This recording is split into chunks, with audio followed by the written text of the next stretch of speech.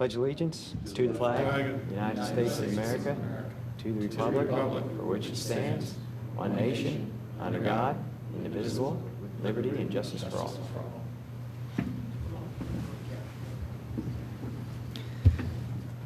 All right. Tammy, welcome back. We missed your last meeting. It's good to have you back. What we need to do first is approve the minutes from both the February and the March meetings.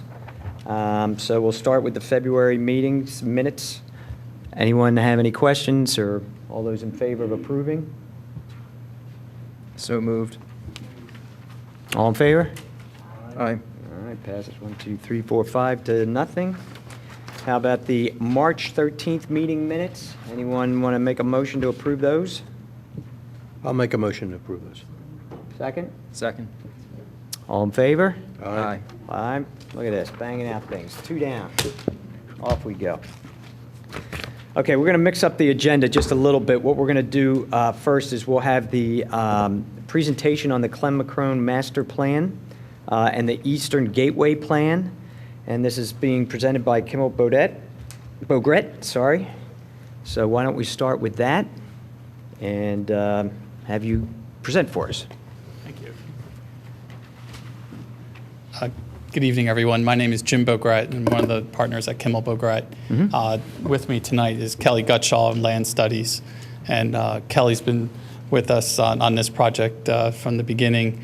And project architect Joe Horan, who's out of town today, otherwise he would be here, has been working on this as well in the office. So really myself and Kelly and Joe have been participating in the process and in and out of the office as well. So today we have an overview of our approach and what we've done, and an update obviously to the process and the steps that we have taken with the neighbors. And we could show you the iterations and the kind of comment and feedback that we've received to date.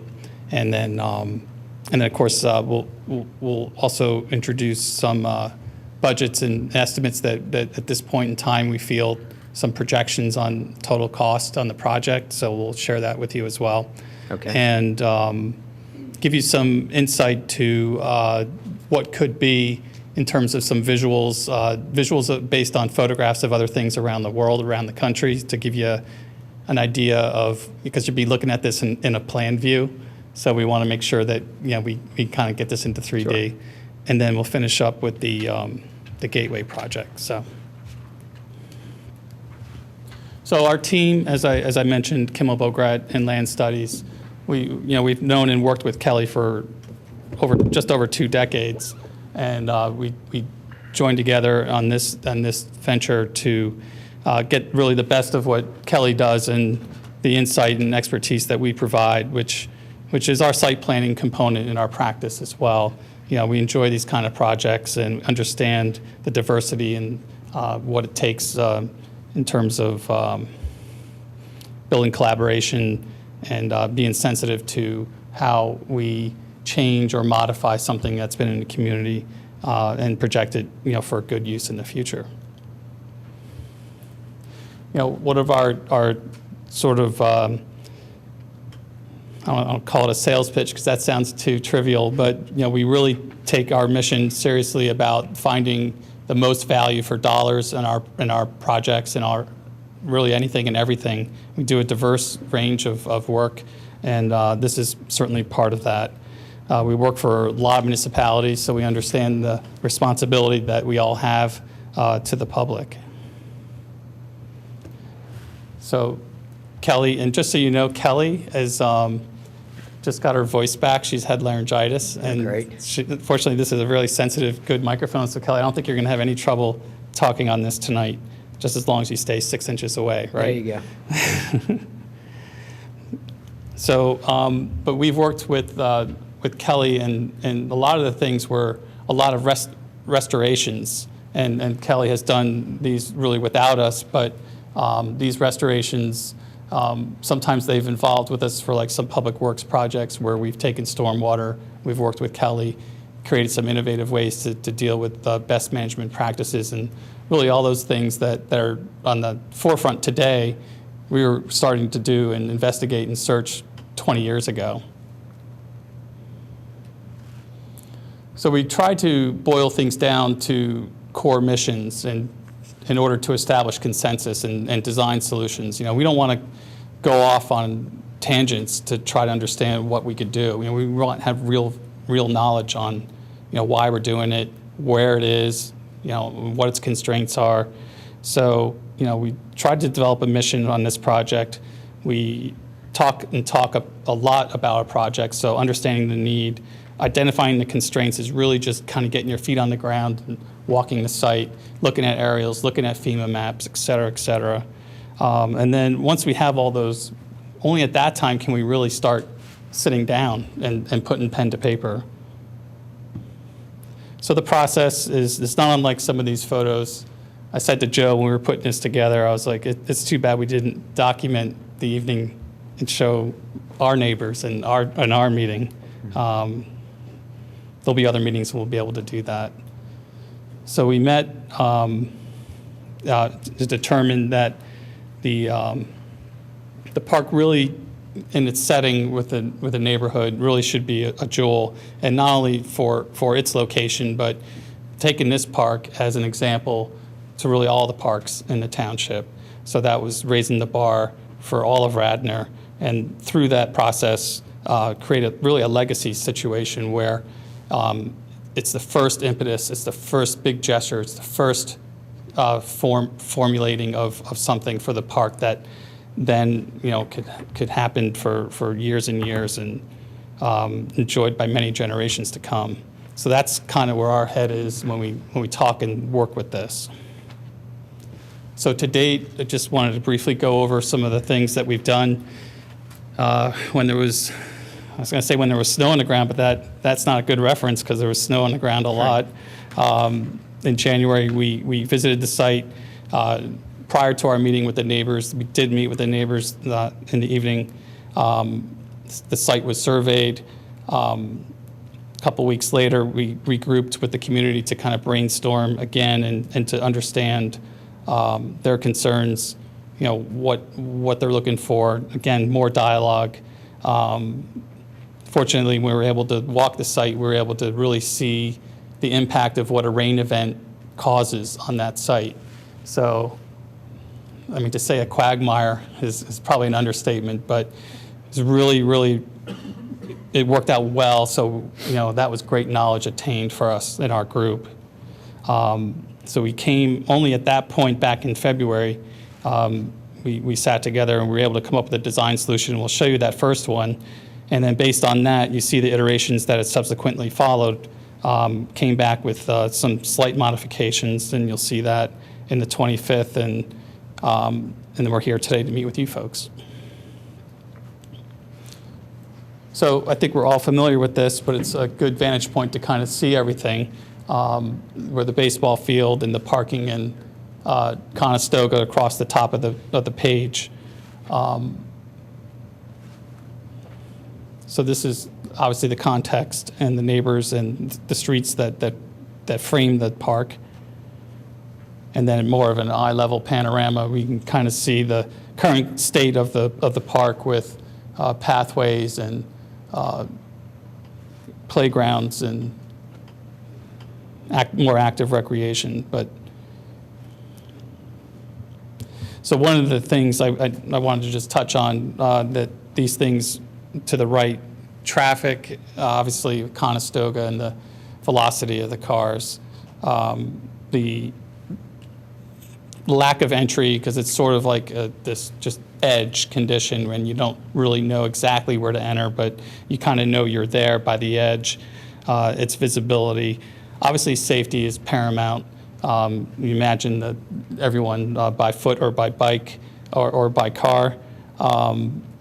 Parking itself, I mentioned about the stormwater and the lack thereof. Separation between the park uses, so you have these things that happening at the park. So, you know, what can we do? How can they all be linked together? You know, that they're too distinct, or they're really not connected. They're foreign. So how can we, you know, link everything together? The poor condition of the current restrooms and where they're located was another aspect to the dialogue. Event space for hundreds and hundreds of people for big, broad groups. Really not that big, great lawn kind of idea was lacking. And then, a very real component to this is the surfacing of the site. So refuse, how do you remove trash? How do you bring things to set up for events and so forth? So to expand upon the conversation, a lot of good ideas at the meeting. Things that are currently happening that they want to see happen and embraced more. So things like picnic areas and walking trails, the pedestrian ways. I mentioned about the meeting gathering spaces, but even that could be at a big scale, could be at a small scale. It could be a group of school children of about 20, could 15. It's not always about big groups. So we're trying to be cognizant of that. The active sports fields and tennis and basketball. The Veteran Memorial, which is a really nice thing to have, but it's a little underwhelming, and its proximity to the road. It's a very narrow sidewalk, and you stand to try to give respect to those who have fought. It's really not in the best place, but the idea is good. So we all recognize that we need to improve that. Playgrounds and for the young kids, and the notion of a spray park instead of a pool per se. A lot of those kind of things are coming online in various communities and in the city of Philadelphia where they're safer.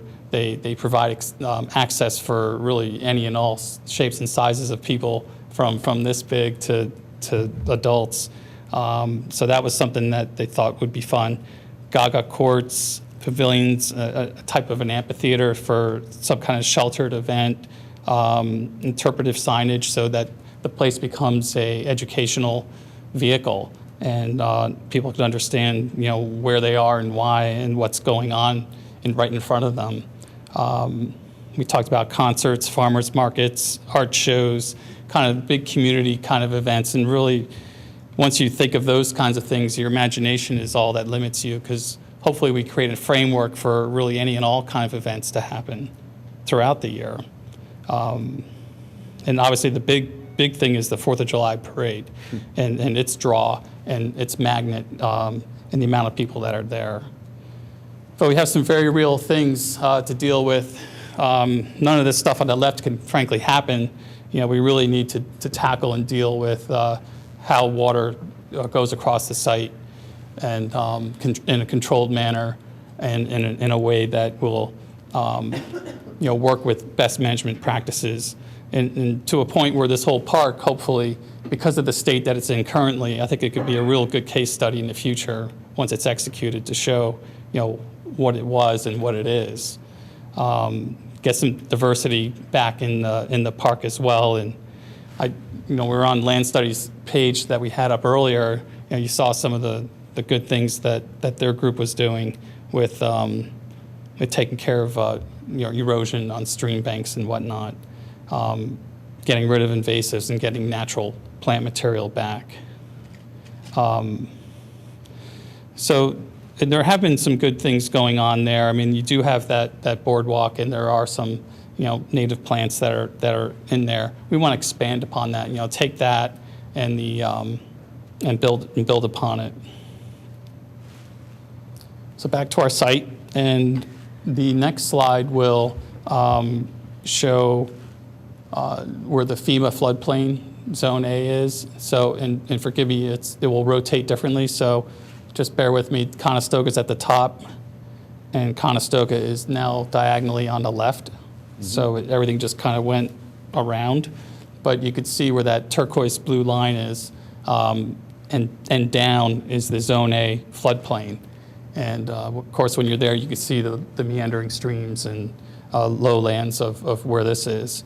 And with the contours, you can kind of see where you see the tennis courts in the middle as a sort of high point, but there's also a high point that is the back of the neighbor's properties across the back edge.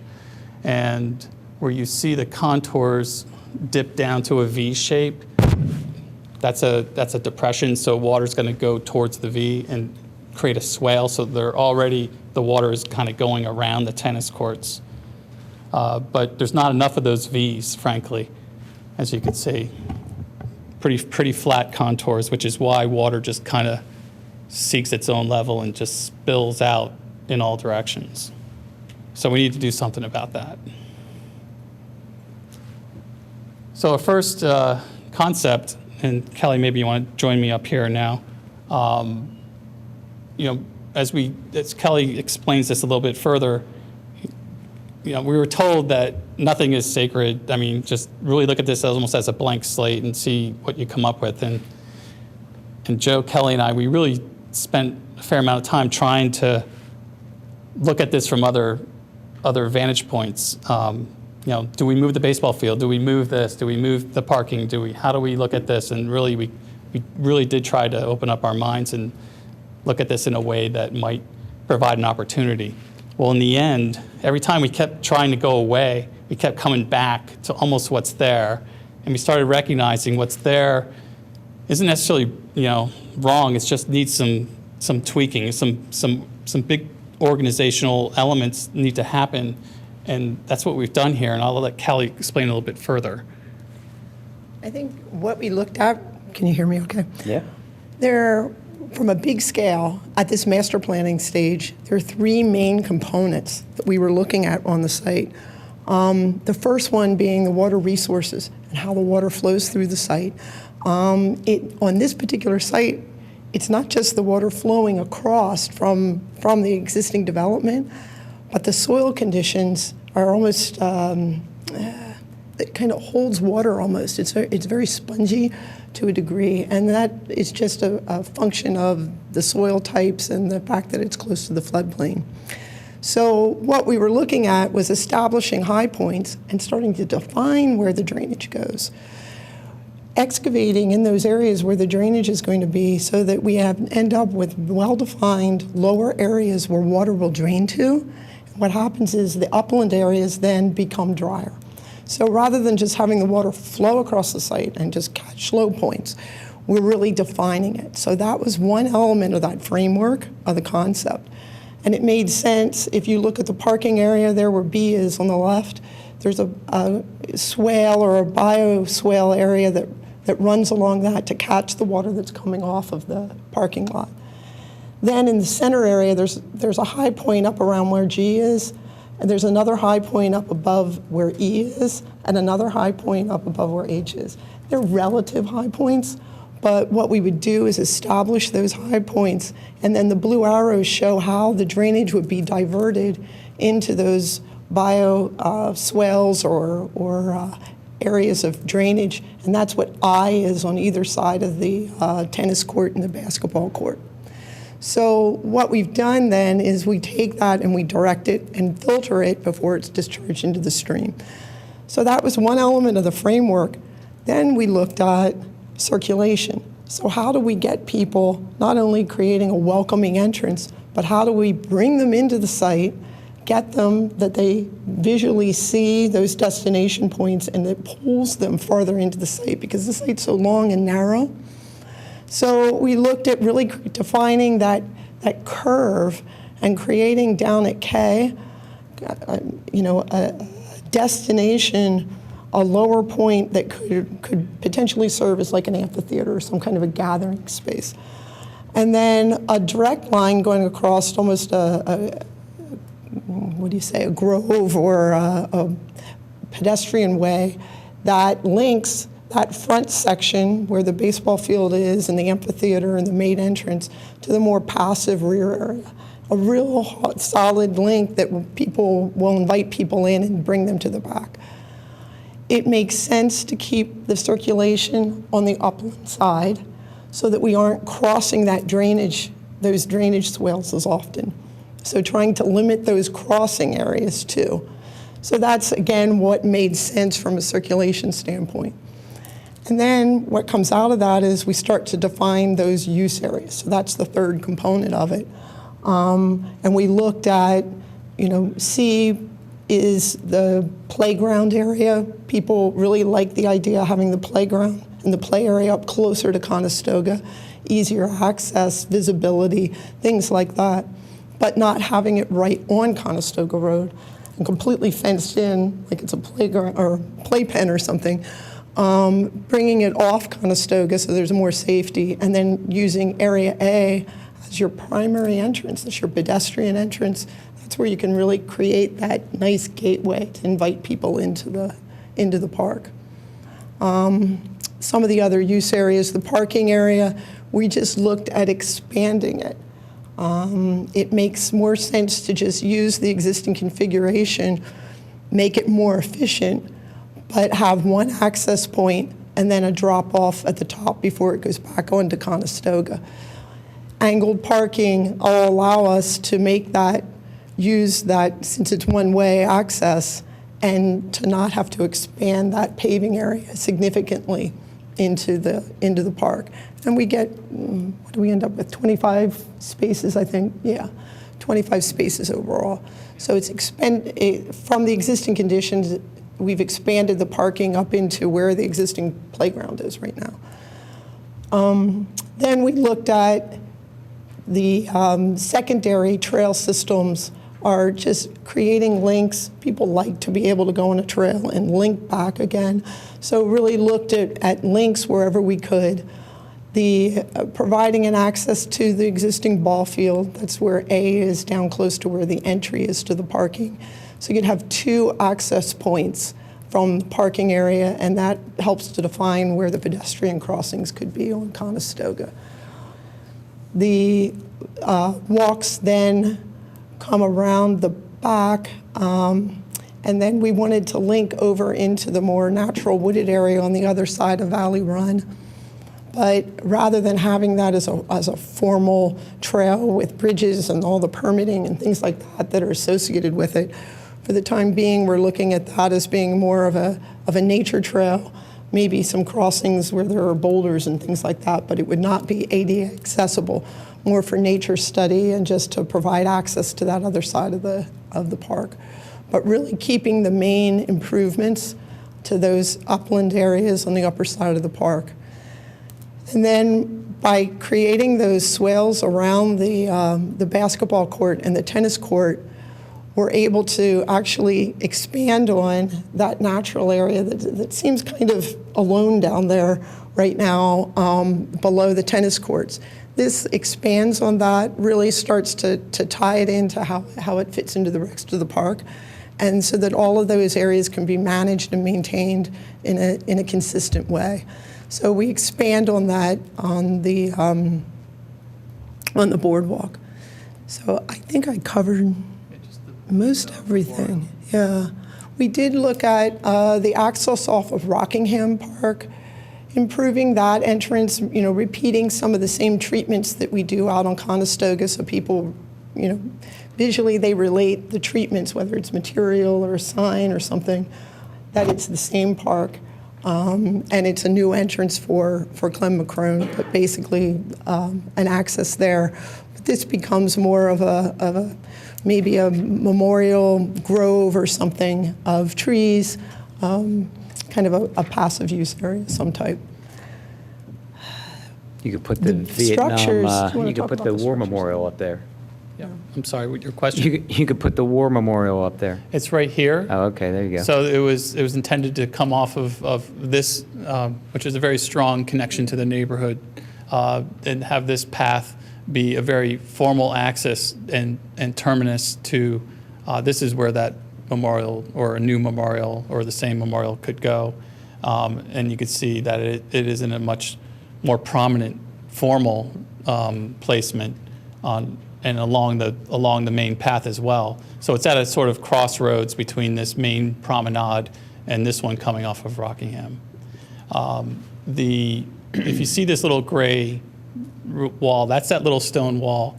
And when we were there, I don't know why, but we all kind of fell in love with it. It was sort of this found kind of archaic thing. But it also, it provided a great function because it's helping hold back some earth as well. But we saw that and inspired us to say, okay, let's do another one and let this, be symmetrical so we could divert water on both sides. And in the middle, we have a pavilion, which would be an open air pavilion, which would also be where we imagine bathrooms to be in it. So architecturally, you can imagine in the back corners, perhaps, that's where the solid, private bathrooms would be. Then in the front, facing all the trees and everything between here and here, that would be more open as part of this area here. The C areas, these, you could imagine this as being possibly an area where you could have tables and art shows and things. But that's not to say that along this promenade, you couldn't, along the edge on one side, have a series of tables and events and things so that, you're walking along and experiencing things. So there's some flexibility here. What's the other? So this is what we showed, and this is what we thought would be good. Anything else? I think one of the other issues was the fact that the existing service drive goes straight along the back. And one of the concerns was that there's no buffering from the adjacent homes. So rather than creating a buffer along there and some type of real visual break, we looked at just, if we curve the walk and have trees on the resident side, that really focuses the attention into the park and away from the homes without creating a solid buffer of evergreen trees or a line of arborvitae or something like that. So basically, it's just more of a subtle way of drawing attention back to the park and away from the homes. What's the promenade? What's that made out of? What's the material? We're looking at different materials. What it's going to end up being is something porous, for sure. And budget-wise, depending on what's available for the budget. But probably either some type of porous concrete paver of some type, or maybe like a rolled, like a river gravel stone we've done that's rolled into it's almost like a geogrid type surface, but having enough fines in that that it still is porous, but it stays solid. Okay. So we're looking at something a little bit softer. We're looking at something 8 to 10 foot wide, I think is what people have been throwing out as far as a width, mostly because this is going to serve also to be able to bring vehicles in for when they set up for the 4th of July and things like that. It won't be, there won't be trash trucks and things like that going on a regular basis. But during major events, they need to have something wide enough to be able to get, and even for emergency response. So, strollers, wheelchairs, it's, we have to keep in mind that we need to accommodate everyone in every ability. So it would be something like that. But it is strong enough to have the township trucks going back there and empty the trash once a week or whatever? And Yeah, that's what we'd like. Okay. Yeah, it has to.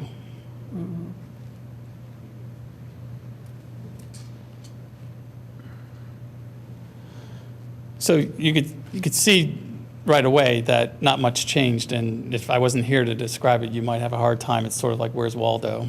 But there are some changes here, but you could see that everybody, when we first described what we're describing to you this evening, gets it and understands that we really need to take care of the water, and the framework that we've created and Kelly's created here really does provide something that ought to be. So it comes down to all the parts along this framework. And that's where the debate has been and the conversation has been. So conversations about where the bathrooms ought to go, where the pavilion ought to go, and things like that, where the memorial should go. So we'll start along the edge here. So one of the first things that was talked about was, though this was appreciated, they felt that along Conestoga is more of a public and a more arterial road, and the parking is here, that perhaps we should maybe be considering this as the placement, as the entrance and the Veterans Memorial. So, so this was, we wanted to show this relationship. Wasn't wrong here, it's just a different viewpoint, and that's what we're here for, is to really look at everyone's viewpoint and to integrate something so that in the end, we're all have a part of it and it's all wonderful. So we agree that this certainly is a suitable place, and its prominence along Conestoga, and very publicly visible because thousands and thousands of people go by. Thousands and thousands of people may not ever know it was back here. So, E is a restroom pavilion. You might say, Jim, why are you putting this right on that formal access? And just our vision of this wasn't that it was like the bathroom's right on that thing, but that it was some small piece of garden landscape architecture that we're imagining that in the middle here would be open, and you would see through it, and it would be flanked by 2 restrooms with a roof structure so that it could be a place of shade as well, not just bathrooms. So we're trying to think beyond just making bathrooms, but making a place. So that was in this placement. Plus, the idea was that maybe the bathrooms were too far away for especially the little ones, if we're putting all the little ones in this area C. So splash park, recreation, little kids, especially kids if they're learning to use a bathroom. Right. So we acknowledge that as well. Our kids are in college now, so it's not, but you'll never forget it. And then we looked at perhaps maybe we should only have 1 tennis court. So we wanted to and expand. This conversation was about, well, maybe we should have more space out here. So let's take, what happens if we take a tennis court away? And what does that look like? So that was here. These K features, if you can imagine these things sort of being destinations, some place to go to, a destination, a landmark. This idea of being at sort of the trailhead here and along this axis here, everyone still feels good about this, but everyone liked the idea. Maybe there's a minor one over here that could help you then have more purpose and draw, and maybe this one could be used in a way to be a place of education or a small gathering, so that maybe there's something happening in this end back here, so that this could help provide some opportunity for maybe a smaller concert, where this one might be a bigger concert because you could use the play field as a seating area. Everyone could bring their lawn chairs and things like that.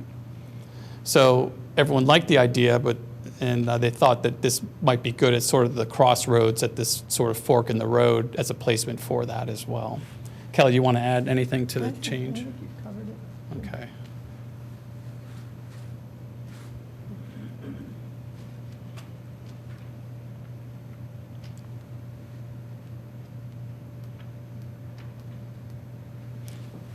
Okay, and I wasn't at this meeting, so I apologize, but you could see that again, maybe what does it look like if we just have one amphitheater, make it at the back so that there's a real purpose as a destination place.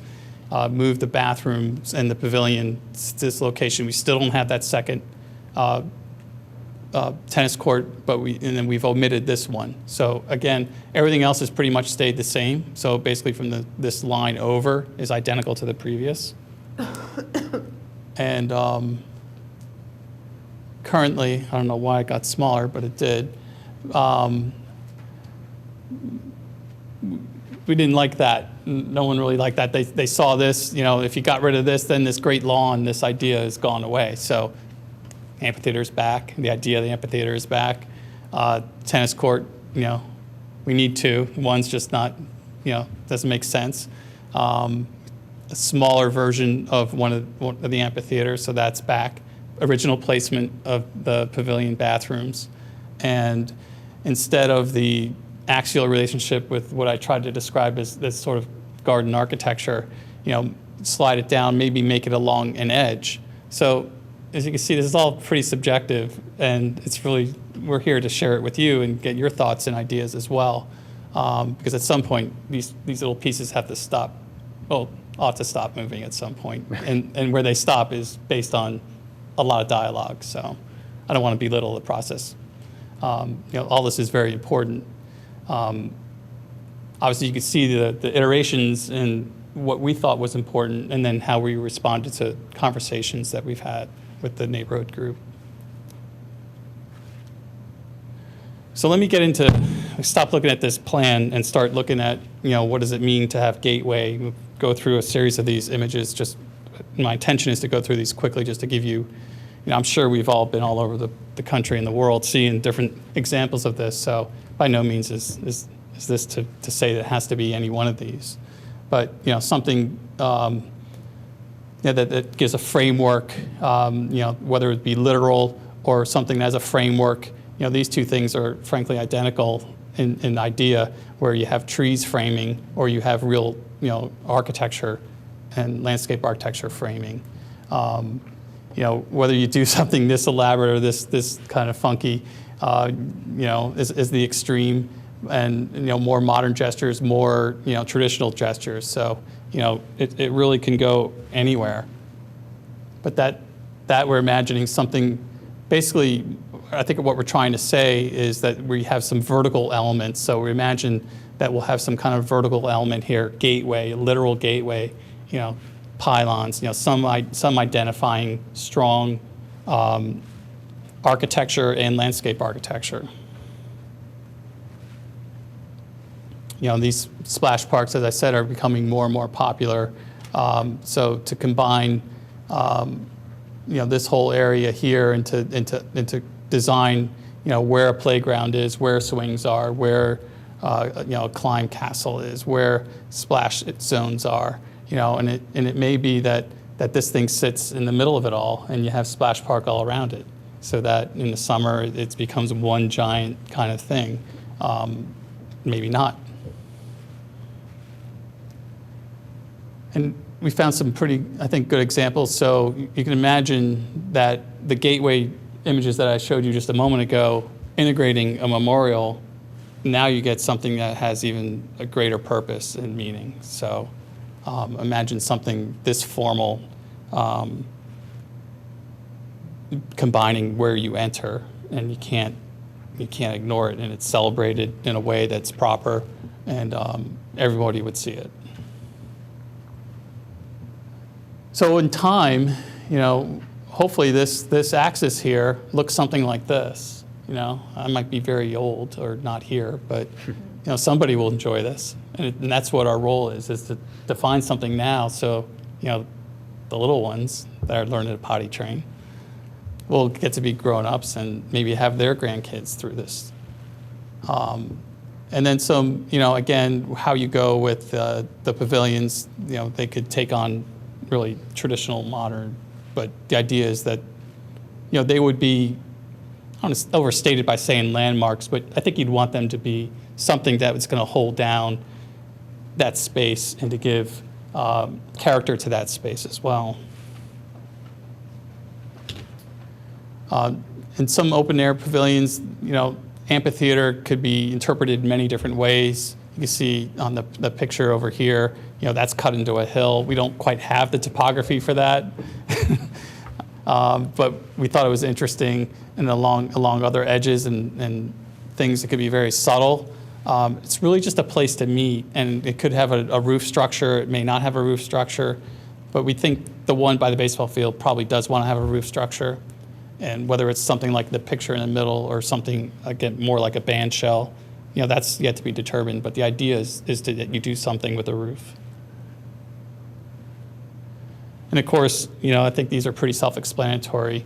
And I think we all recognize by that one picture I showed earlier that this is long overdue for a new play surface.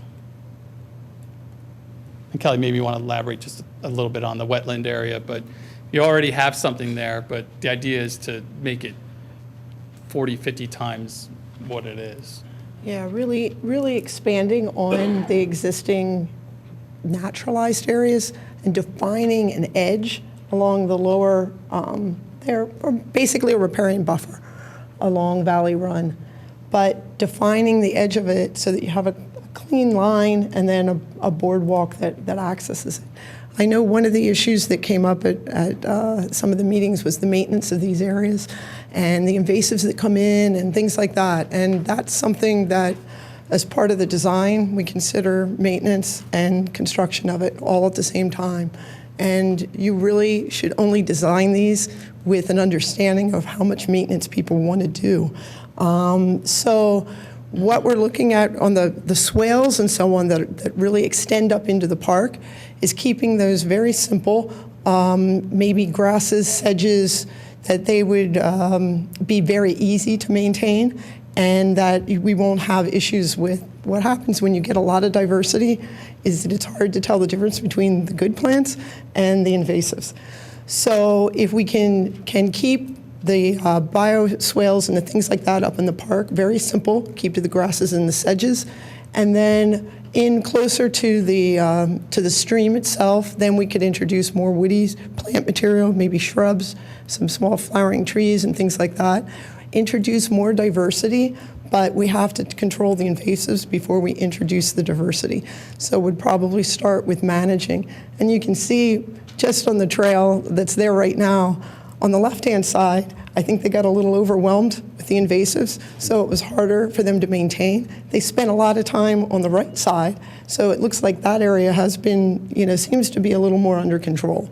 So the goal is to you have volunteers, you have maintenance staff that are going to be maintaining it, defining who's going to be maintaining what, and then establishing plant material there that everyone is in agreement with that will meet the maintenance, the ability to maintain it.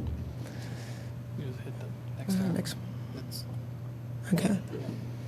The nature trail, again, really well defined, using a porous material. Then the secondary trails, probably the lower picture shows that might be more of a softer surface.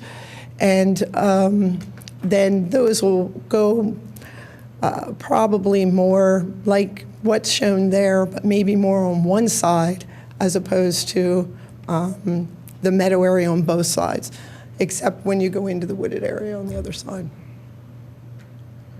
Go ahead.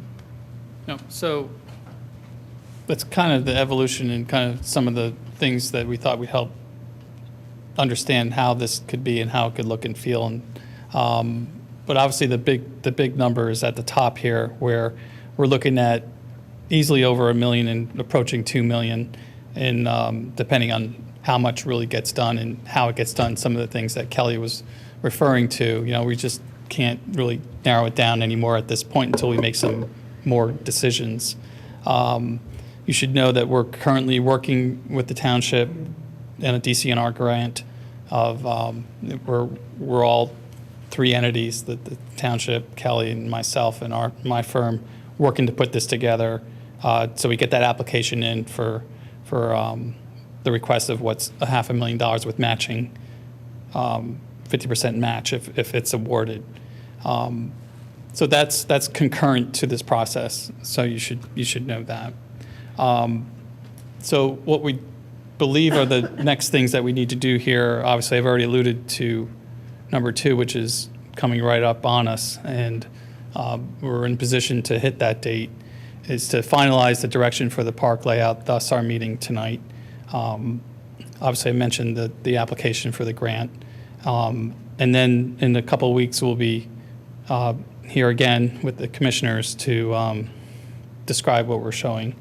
And then based on that, hopefully in about a month from now, we're looking at a final version and final decision on where this park would and should go. If there are any questions before we get to the gateway portion of the project. Yeah, I have some questions. Can you go back to, I guess, the final drawing?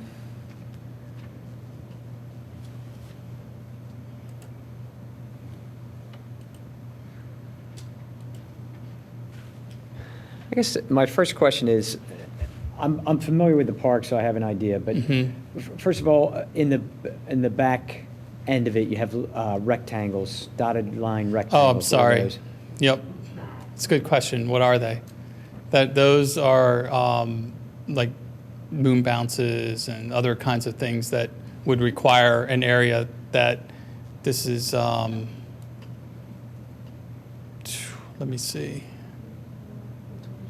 15, how big is each one? 20 by 40, Yeah, each rectangle is 20 feet by 40 feet. 20 or 15 by 40. So these were more just to scale to say, hey, if you got something that big, you're looking at sort of, a series of them, and, this is about how big they are in terms of scale in the park. So you're talking 1, 2, 3, 4, 5, 6, and then of course you could do one here if you wanted. So you're like, that's a lot. That's a lot of activity. Right. And whether it's a moon bounce or not, it could be something else that occupy that space. So the point of these rectangles was just to show zones for something to be put. It could be face painting, could be balloon art, could be, almost anything. Okay. But it's The- temporary, and it's only during like big events. Right. On the left-hand side, the area C, which would be, I guess, a kid's play area, can you give me the idea of like square footage or how big that is? I mean, it's hard to tell from this drawing. I know the park and that, but that, how big is that? Where would, like our existing, the that's size of 90 our feet. existing playground that's there, how would that fit in there? Would there be extra room? Would that pretty much take up the whole place, that whole area of C, or I think the existing playground is probably about a third of the size third of of that that area size? C. Okay. Okay. So what we're planning on doing is reusing as much of the existing playground equipment as possible, Right. moving that over, reconfiguring, but then adding to it and expanding upon it for that whole area. Okay.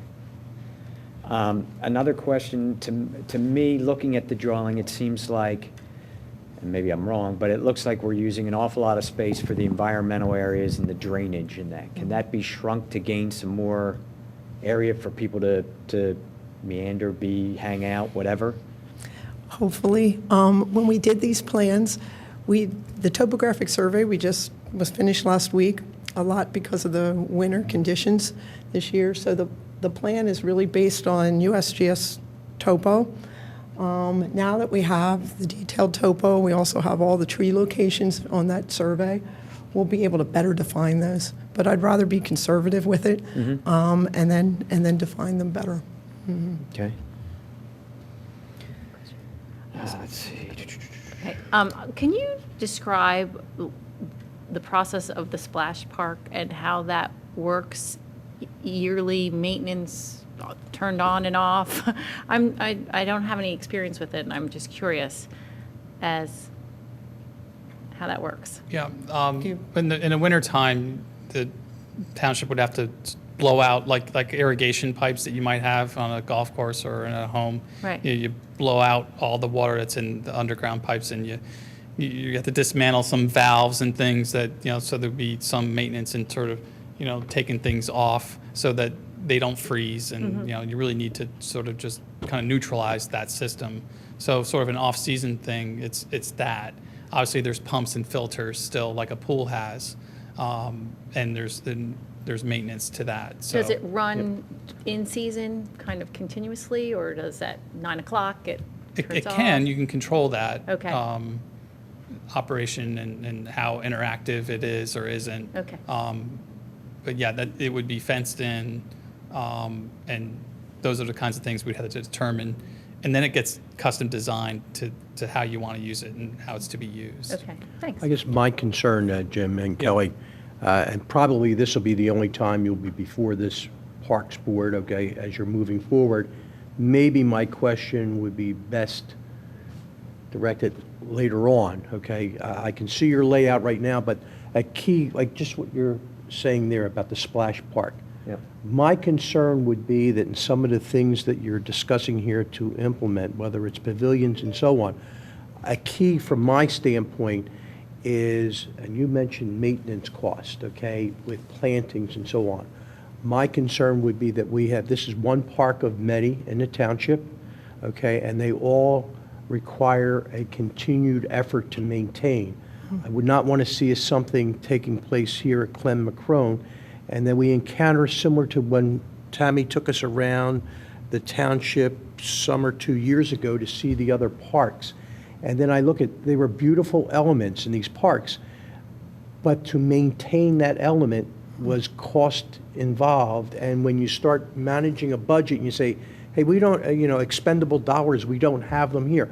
I wouldn't want us to see to doing something at Clem McCrone Park that because of budget implications in 2017 or 2018, we can't maintain the effort and all of a sudden it falls into disrepair or it doesn't aesthetically look good. So my key would be that when you guys are finalizing this thing and moving it forward, make sure there's a minimal amount of that effort, even though there will be some of it, but I wouldn't want to see something happen here that because of lack of dollars, it falls into disrepair very quickly. Yeah, I mean, my question on top of that was going to be, do you have an estimate of based on the way you have this set up, let's skip the water park or whatever, what is it going to cost to maintain, to keep the evasives out, to keep the paths in good shape on an annual basis? Do you have an idea of that? We did not do an estimate for maintenance at this point. It was all related to construction, but we certainly can look at that. Yeah. Because I think that's that's an issue. I mean, it'd be great to put it all in and it looks beautiful for a year, and then all of a sudden we've got the environmental areas overgrowing and the paths cracking or whatever. And I guess the other question on that would be, even if we did put a water park, you really didn't put in anything to indicate, like, where would you put the pumps and the filters, and how are we getting electric to it? And that was another one of my questions. Are you planning on putting electric to, like, these pavilions? I know that's an issue on the 4th of July. There's extension cords coming over the fence all the time for the blow up. So is there plans to run electric and have outlets throughout the place? Yes, especially if you imagine, I don't want to keep beating down on the moon bounces, but obviously those things need power. Right. There's a lot of things that need power. We're going to want lighting. We're going to want some general lighting. We're going to want some low-level lighting. We want some different kinds of lighting in the park. So, so that as it gets to be that twilight hour, especially late in the summer, and 8 o'clock, 9 o'clock, that it isn't a dark place and people could move around safely. So, there is going to be power. There's gotta be power. And where, like the pump and thing, with the orientation of like where this is, you could easily see how this could be accommodated to be part of bathroom and pump house if you were to do that. And Right. Again, I don't want to keep talking about this splash park if it's not really desirable, but my point I want to make is that it may not be now, but it might be 10 years from now. And if we could plan around and just leave open space to say, hey, you know what, that another group, another time, another budget, and Right. if it's that important, it will happen. But at least we've given some and reserved and master planned it so that it can happen, so that this has some legs and value long term.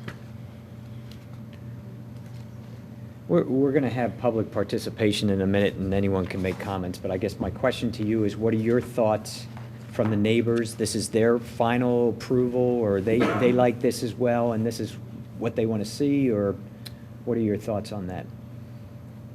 I think at the last meeting, neither Jim and I were at the last meeting. okay.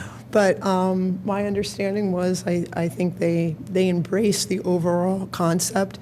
I think they got involved in a lot of details trying to decide where certain things would go, back and forth. But that's the beauty, I think, of the plan, is defining that framework. And then as we hone in on the details and the budget and the maintenance and all of those things, we can establish where different uses go.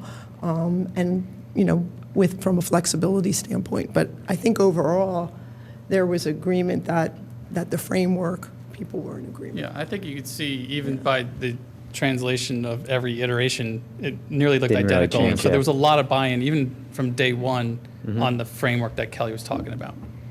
You mentioned the lights. Is that built into the budgeted numbers you Yeah. provided? Now, I don't know if you're able to quantify this. I mean, $600,000 is a pretty big swing between the low and high. Is that mainly based on like materials going from a lower cost material to a higher cost material, or is that swing because of, let's say, building a pavilion with a roof versus not having a roof? not Yeah. having a pavilion. Or not having a pavilion, yeah. Well, it's part because we're dealing with something at this level where we haven't really drilled down to exactly the light fixture or exactly the roof or even the style or what the pavilion looks or feels like. So the swing is partly to accommodate something that we feel that you're going to get something that you're going to be happy with, and then upgrades or things along the way that could creep in towards that higher end. So initially we were just trying to bracket it as a high-low, saying that what this is attainable in this range, and then everything in between until we know more is going to be we can't narrow it until we have more conversation. With that bracket, I know there's a certain amount of money that's been dedicated in the budget for this year and next year. I think it's about $550,000, something along those lines. Are you guys able? Are you guys able to look at within that bracket, if we wanted to do it in phases? This is something we could do immediately, shovel ready, get things moving. This is something that could be like in a phase 2, and which sort of parts of those phases would be more desirable to start sooner rather than later? Yeah, we could do that. Yeah, I think that's a discussion that's going on right now. Okay. And we'll, for the DCNR grant, we're going to be looking at that. So I don't think it's been actually defined, so we can't tell you exactly what, where they are, but there will definitely be some phasing. And what time frame do you expect to hear back from DCNR based on your guys' experience? I don't know if they give, I was looking at like August. Yeah, the indication September. from DCNR, whenever we spoke with our rep about the prospect of this grant, was that we would probably know something by the end of 2014. Okay. All right, thank you. Yeah, there's a deadline for everybody, and then they get everyone's, and then it takes months to vet through them, and so that doesn't surprise me. I guess from a township perspective, your thoughts on this from a maintenance perspective or long-term care? Any thoughts? Sure, I'll chime in. I think from what the plan is, it looks good. I think from the spray pad, the only concern would be is, just with experience I have, you're going to be looking at about $30,000 a year to be able to maintain that spray pad, because you have testing you're going to have to do. You have chlorination that's going to have to be part of this. Filtration is part of that. Tests throughout the day, and given that our health officer is an employee of the township and we're going to have to set the standard of all those inspections, you're going to have that on a regular basis. So up front, you're going to have that expense. It's that balance of, do you want this in comparison to that cost to be able to do this? I think the rest of the plan looks great, and I think electrifying like the pavilions and that is something we should do for a lot of the events and activities. Running extension cords isn't a good thing. I think it also makes it very viable for if it's a rental type situation for that.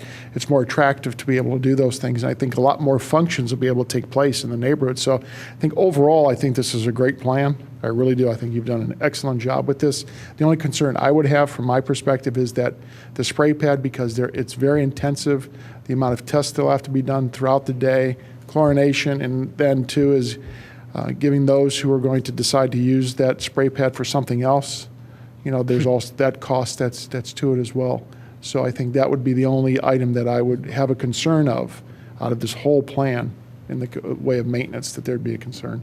Now, we had talked about that with the Veterans Park as well, and we didn't, same issues came up. I think it comes up no matter what park you're talking about. I think drinking fountains would be one, definitely. Drinking fountains would be a part of this throughout the area. But overall, I think this is great, and the involvement from the residents have been, so valuable as part of this. So. And Mark, any concerns on your part for access to the back or anything? Like he said, the path, we go back there with a pickup truck 3 times a week to pick up the trash and clean up and do whatever we need to do. So I don't see any concerns on our end getting back there. But I totally agree with Bob with the maintenance and the testing and stuff. Now, we want maintenance free. Yeah, I also want to distinguish, too, in the last meeting, we didn't walk out of the meeting unanimously feeling that we had to have a spray pad. I think it was an idea that came up and was carried along the way, so just to make that distinction, I know a lot of the folks that are sitting in the audience were part of that meeting and could probably speak to that. I don't think anybody was 100% walking out of the meeting saying we have to have that, and that was an imperative to the project. The one thing I will say, though, is just to the accessibility that permeates throughout the park. I think we discussed having a pathway that was wide enough to be able to take vehicles down, whether those were maintenance vehicles maintaining the trash in the trash areas, or if they were trucks that were accessing the back of the park to deliver any type of inflatable or activity that would be there as part of the 4th of July celebration, which takes place there annually and has a lot of activities that are going on. Of course, the concert series that goes on. So I think that was important, just making sure that those paths were wide enough to be able to take the car traffic. So I think that's important. And really, I think at the end of the day, when we looked at this, a lot of the current amenities and features that are part of the park just remain the same. With the playground, the one thing I will say is that within that space, we would want a new playground as part of that. It would not be an option to take anything that's existing there and put that back into what's in the space now. So I know that was mentioned earlier, but definitely would be something where we would want to construct a brand new playground. We would actually have to in order to be able to meet ADA and the accessibility and the universal code that would go along with that, with safety. But overall, I thought it was a good plan, and I think that the neighbors felt compelled about it as well. Again, going back to your point, Jim, just trying to slide and move things in different places is probably where we're at, I think, at this point, to look to where we could get a final plan. Yeah, please. In regards to the trees that we have, how many of them are existing? And I mean, This plan does not show all of the existing trees, and they are not in a super accurate location because we didn't have the final survey. The survey that we have, that we received, has all of the trees throughout the park, everything over 4 inches in caliber. So we have a very, very detailed plan. Now being able to lay this concept on top of that will really be able to, there'll be some massaging around because we're going to want to save as many of those trees as we can. But it's the base information that we didn't have when we did this. Yeah. and the trees that are along the paths and everything,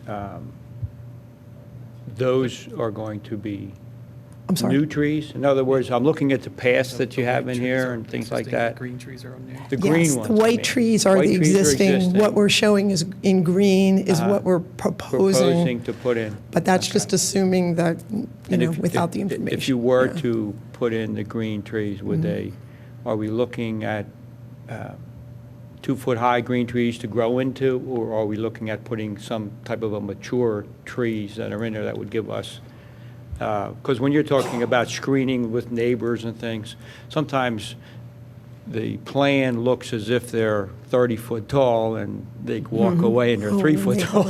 in. Yeah. So the cost, and I understand there's a cost difference in there, but was that discussed with the neighbors of the screening, the size of the trees and things like that? I don't think we discussed the size of the trees Okay. when they're going to go in, but we feel strongly that from a landscape element, those trees lining that walk are an important component of the park. Right. So we would probably, if any trees were going to be larger size caliber when they went in, it would be those. I'm thinking a minimum of like 2.5-inch caliber, depending, again, on the budget. And then the Grover trees would want consistency with those. They may not need to be that large, but that's kind of the approach. Now, this may seem like an odd question, but when you go to the right up here, how far does the park continue? I see we have the 2 lines. I mean, is that basically the whole size of the park right there? Yeah, Or does it, the end line on this side, I don't Yeah. see, it goes a little bit more, not a lot. not much more? Yeah. Okay, all right. So We're using most of the whole park. I have a Gotcha. question about that side as well. The bioretention area, is that existing on the eye? Where I is, Yes. that is No. not. One of new. the things that I didn't bring up was, again, because of the soils and the moisture content that's in the soils, one of the things we're going to look at doing is just reducing I can't say this, hydraulic pressure in those areas by creating these lower points. So the water will flow to those lower points and take the pressure off those upland areas so they aren't as wet all the time. We also, by doing some of that excavating, we can use that soil to raise some of those other areas if we're outside of the floodplain. So the whole point here is looking at what we can do to balance, Right. taking soil out, defining those drainage areas, getting the drainage to go into those lower points, and then making those upland areas as usable as possible. Okay, thanks. Any other questions, comments, opinions? No, I think it looks pretty good. Thank you. I think it looks great. Really good questions. I think What- the biggest concern is having the finances to do it. I mean, Are- it's great and all that. Can I ask one question, Jim? Are we talking, in terms of the lighting, are we talking lighting for like the fields, or are we talking lighting just simply to create visibility for the trails and I whatnot? think from a safety and visibility, I think that's the first layer, and then that's what you ought to do in like the pavilions and things like that. And then where you go beyond that, I don't think you want to go beyond that, but if you do, just Yeah, tell me. I think so. Just asking. Yeah, let's be careful there. We're not looking at night basketball team. No, because Nah. let's face Ball it. fields lit. That's right. We need to be stadiums. respectful of the community here, right? And this needs to be sensitive, and it needs to be with a deft hand to this. So, I think it's great. Tammy, should we just go participation, public participation, or if anyone would like to make a comment, especially while you're here, and you can respond if necessary?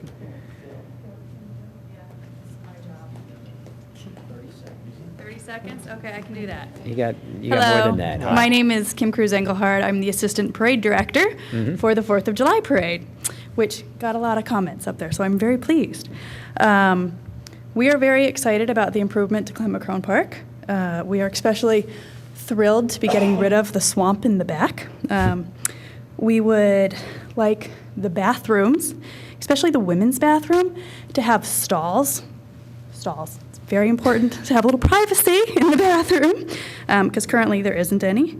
And I also like the fact that the inflatables got put up there. So we're very thrilled with that too, because that was one of our concerns, was what the path was made out of. And very interesting that he kept the wall in the back, but to get an idea of what that is where our inflatables go, and get an idea of what kind of the spacing was up there.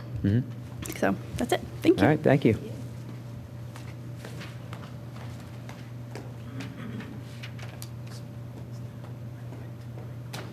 Hi, good evening. My name is Philip R. I'm on Meredith Avenue. Thanks for the opportunity to comment on this. Sure. I appreciate your comments about the power over the railings there on the 4th of July, because that's my job. Oh, I'm on the sorry, 4th of July I didn't- committee. I didn't mean to put you out I'm on of the the 4th of July job. committee too. And they call me the power guy because I got to go out there and talk to the neighbors and remind them that they're going to do that. Right. We appreciate the Wards and the Hampshires and the Ryans and all those people who allow us to do that.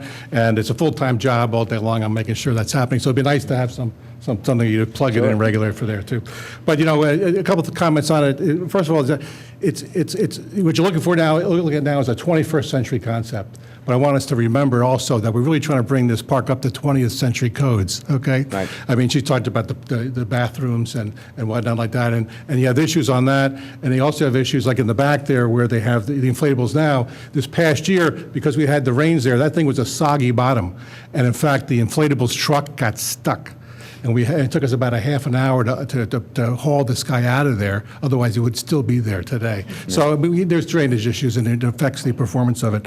But the reason I'm really here right now is because I'm also the acting chair of the Garrett Hill Implementation Committee. And that was a committee that studied this, amongst other things, in Garrett Hill several years ago.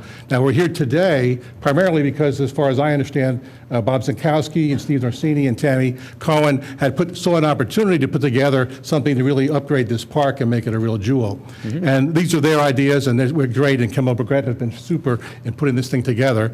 I think they're there, and we appreciate their efforts. A lot of the seeds for that were done back in 2006, 7, and 8, when we put together the Garrett Hill Master Plan. And now, if you're familiar with that process, over 19 months, we had over 250 residents actively participate in multiple workshops and charrettes to go ahead and say, what would we do to improve Garrett Hill? And I can tell you that if you're asking about the residents' appreciation for this, I can attest to you that as part of the Garrett Hill Master Planning process, they identified 7 priorities for improvement in Garrett Hill. And the first was improvements to the parks. That was the very first. And specifically, and I want you to match this against what they've done, specifically they outlined several items which they wanted recommended for improvements. This is back in 2008. Improve pedestrian access from the neighborhood. They've done that. Improve walking trails inside the park. They've done that. This is what the residents have specifically said. Construction of a picnic pavilion with a water source. They've done it. Rehabilitate the restrooms. Stream bank restoration. Interpretive educational signage describing the role and environmental benefits of the park, stream, and natural features. Continuation of periodic natural education programs in the park, and they've done that. We've also just got a recent Wren grant that members of our committee have actually gone ahead and used to enhance that education process. And study and provide for maintenance and replacement of the heritage and specimen trees. And trees are very important to that park. It's a very good legacy of it, and we want to continue to have that. We've lost a couple. They're putting some more in, and that kind of stuff is in there too. So we very much support it, especially since this park is in the 7th Ward, which is the township's most densely populated ward. That improvements to this area right here will actually greatly benefit promote the health and recreation benefits for the neighbors, not only in Garrett Hill, but you got Conestoga Village, Belpre, and not only that, but you have also people who are playing the park, the ball games that come there for that, as well as the July 4th parade. So it really benefits a wide audience of residents. So we appreciate your consideration on this and the township's movement on this, and you have full backing of the residents there. Thank you very much. Can I ask you a question real quick? Sure. From a full backing standpoint, what about raising funds to help get this done? Do you think that's a possibility from the neighbors? It may be. We have not discussed it. I know they're talking about the grant, and that's probably the first step in a major push. I've given Bob Zinkowski a letter of support from the Garrett Hill Implementation Committee. I know he's received them from other people within the community too. So we can throw that out there if we have to do it. I mean, we're looking for options. So I mean, just if I don't know. I mean, we're the most populous. I don't know that we're the richest, but but we can certainly the neighbors actually do chip in for the, if you're familiar. The parade is fully funded by the residents. They get a little bit of it from the township, a little bit of it from businesses, but most of it's done for the day. So we know how to have a good time and put together our priorities. So you got it. Good, thanks. Can I ask you one last question? Yes. In terms of the residents, how's the idea of whether to do this in phases or try to do wait and do the whole thing at once, I guess? Has there been any discussion? There's been a little bit of discussion about that. I think there's two minds, quite honestly. The first one is, look, everybody understands where we are at, and this is a big, ambitious plan, and do we expect 100% of it to be done? I'll say yes, only just to tease you a little bit. But you know what people think about it. The real answer is that if it's done in stages, Garrett Hill has always been the last on the list. So whatever doesn't get done the first round, I don't know if it's going to get done in the second or third rounds. So we like to push for as much as can be done, and we support that grant because if they're able to get it, and we're able to match it, you're one and done. And frankly, it's been, 60 years since you've done anything to it. This should last you another 60 years. Yep. Good. Great. Thanks. Thanks.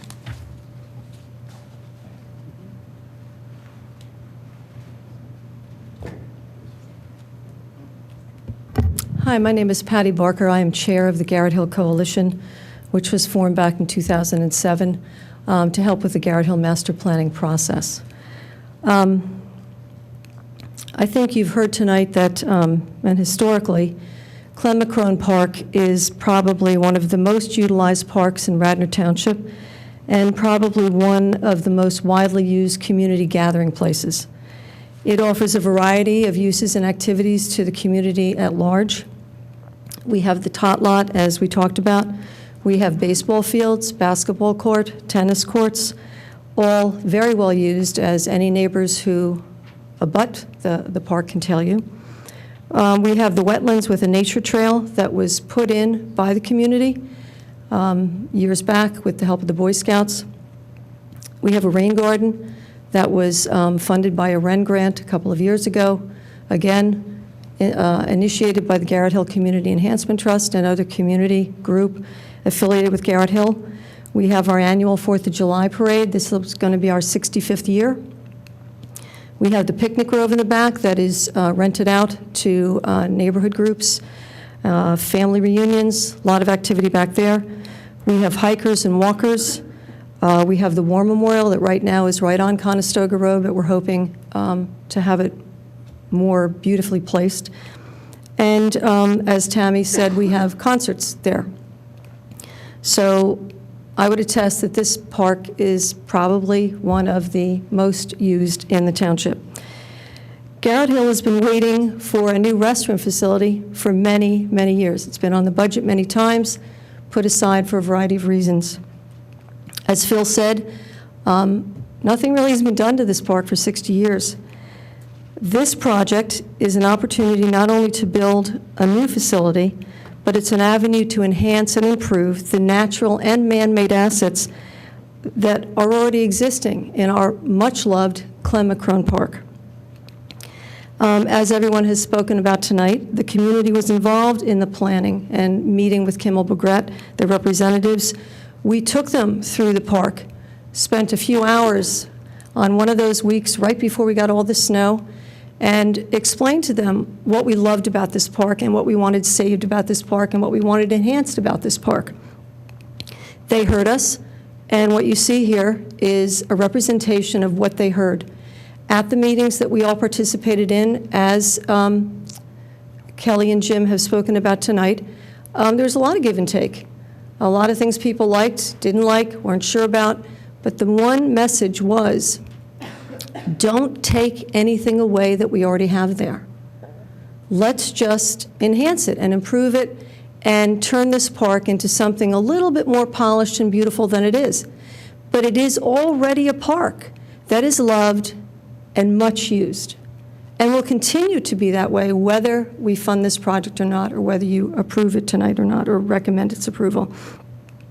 So I'm asking you, as chair of the Garrett Hill Coalition, which is our community organization, that is the group that worked and organized all the community meetings that Phil alluded to, spoke about just a few minutes ago, the community is asking for this.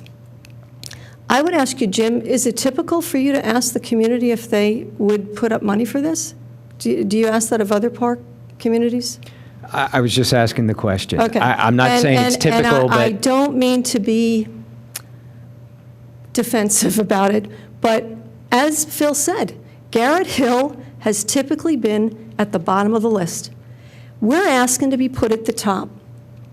And that being said, as Phil said, the community traditionally will pull together and do what we can to help and support whatever it is the township deems to be workable or financially feasible. So I'm letting you know that the Garrett Hill Coalition supports this plan. Please recommend this project for approval to the Board of Commissioners. Please recommend that Garrett Hill be put at the top of the list. Thank you for your service. You're welcome. Can I just chime in? Please. As someone who is from Wayne and who has the honor of being in the Garrett Hill Parade, and we've, with the Mainline Irish American Festival Committee, have been in the parade for many, many, many, many, many years. And I've been in other parades.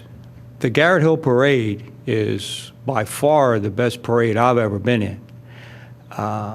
It's so enjoyable to be able to be in a parade and go down the street, and it's lined, almost the entire parade is lined with people from all over the place, from Wayne, from Bryn Mawr, from Garrett Hill. It's a big attraction, and to end at the park that has children in it, that has the life, that it's just something that needs to be experienced. So although I'm not a person from Garrett Hill, I think Garrett Hill should be moved to the top of the list, and I would like to be one of the people that first says, I'm in favor of moving Garrett Hill to the top of the list. Anytime. You're welcome. Thank you. I like it. I like it. Patty, just to give you a background on my question there, I share Phil's concern. I don't want this to be half-funded and then we get half of it done and then we never get the funds again. So I don't expect the residents to pay for it. It was just a question, and Phil may have said, yeah, absolutely, we've already got funds for it, or we already have plans to do that. That was just the root of my question. And I appreciate that, and thank you for that. And I did want to say that, as Phil said, ideally, we'd love to see it all done at once. One of the things that came up at the meetings is that when you talk about phases, some of the community members, again, were a little bit like, oh, yeah, here we go. That, we'll do it in phases, and phase one will get done, and then the rest of it never will. That being said, we get it, that it may not be possible to do it completely.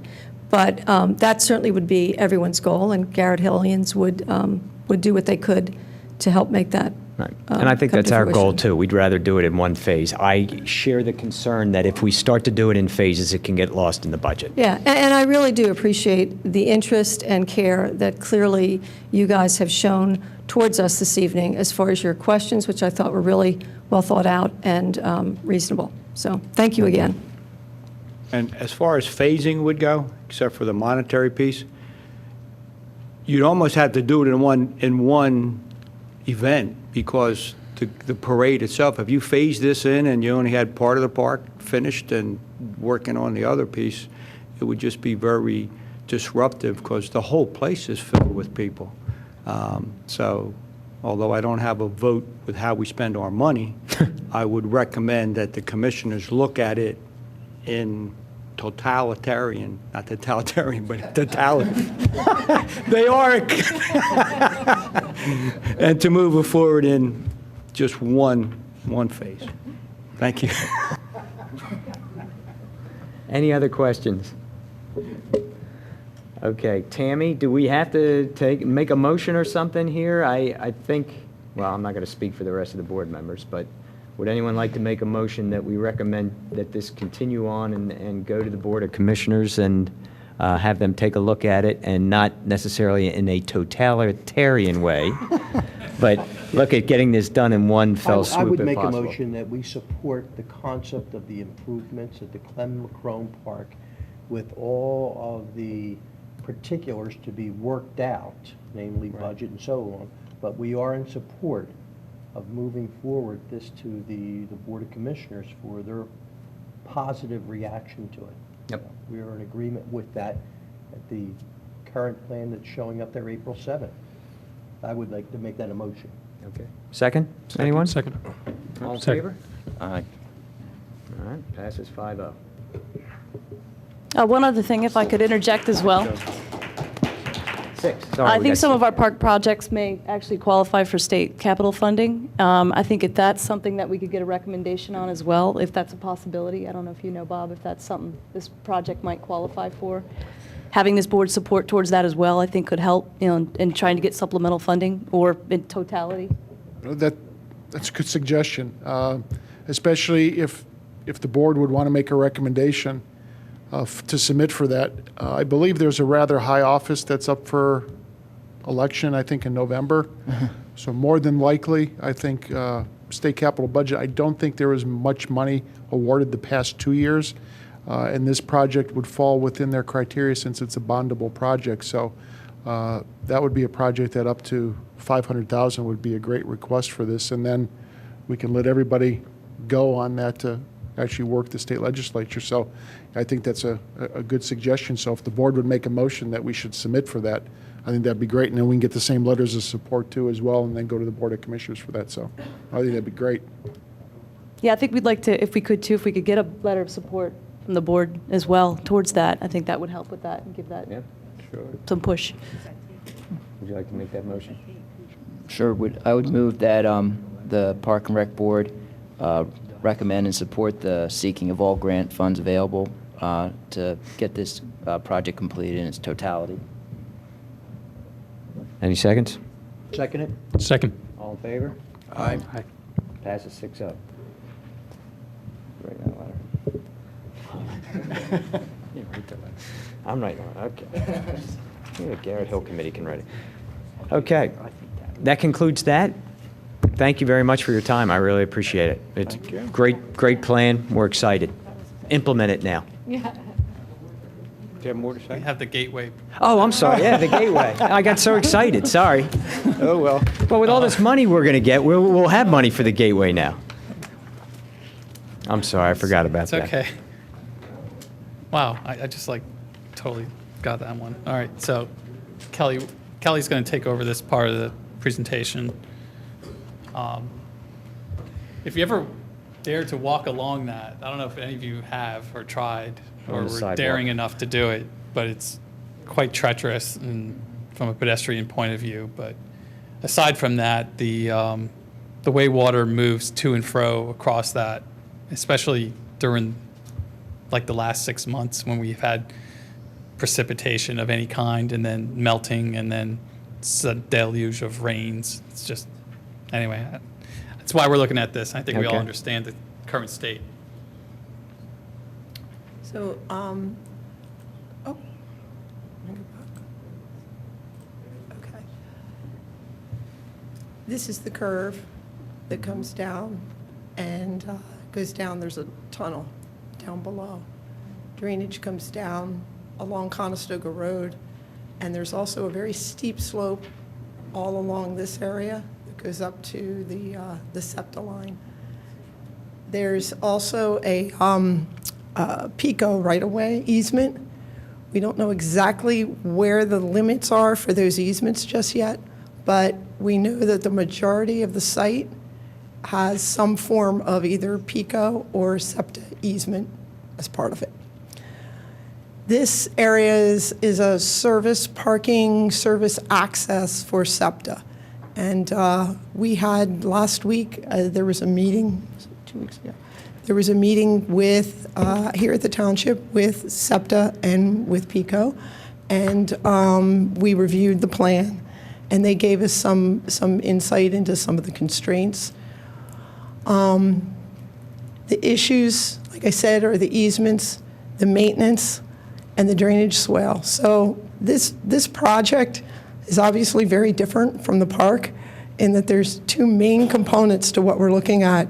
It's how this project, how it's going to be maintained, and the drainage that runs off this area, how we're going to be addressing that drainage going down through the site, and then how it will fit into the constraints of the easements. Obviously, visibility, aesthetics, and then the service access.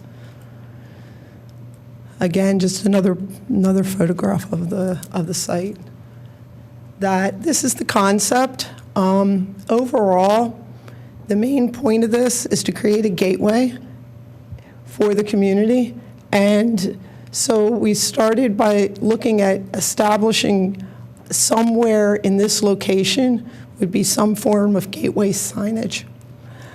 The rest of the concept really is divided into phases as you come down from the SEPTA rail line down to the Conestoga. Section C is the steep slope that currently is pretty much just invasive plants. They spray, we understand, off of the train cars, and depending on whether there's wind blowing or not, the spray can travel pretty far down that hillside. So what's happened is they've been killing off pretty much everything. So what comes back are the invasive species because they're most used to those conditions. Okay, thank you. So it's been very difficult, if at all, for any of the good species or the native species to try and get an anchor in that area. So we separated that section, and we're basically calling it a management zone. And we are actually going to be getting the spray that SEPTA uses. And when we have that, we'll know what plants will be tolerant of that spray. So we will actually design a mix, some type of a grass mix. We'd love to get warm season grasses established on that hillside because of the aesthetics associated with that and their longevity and toughness. But we feel it's just going to be a management over a period of time until we can get something established on there.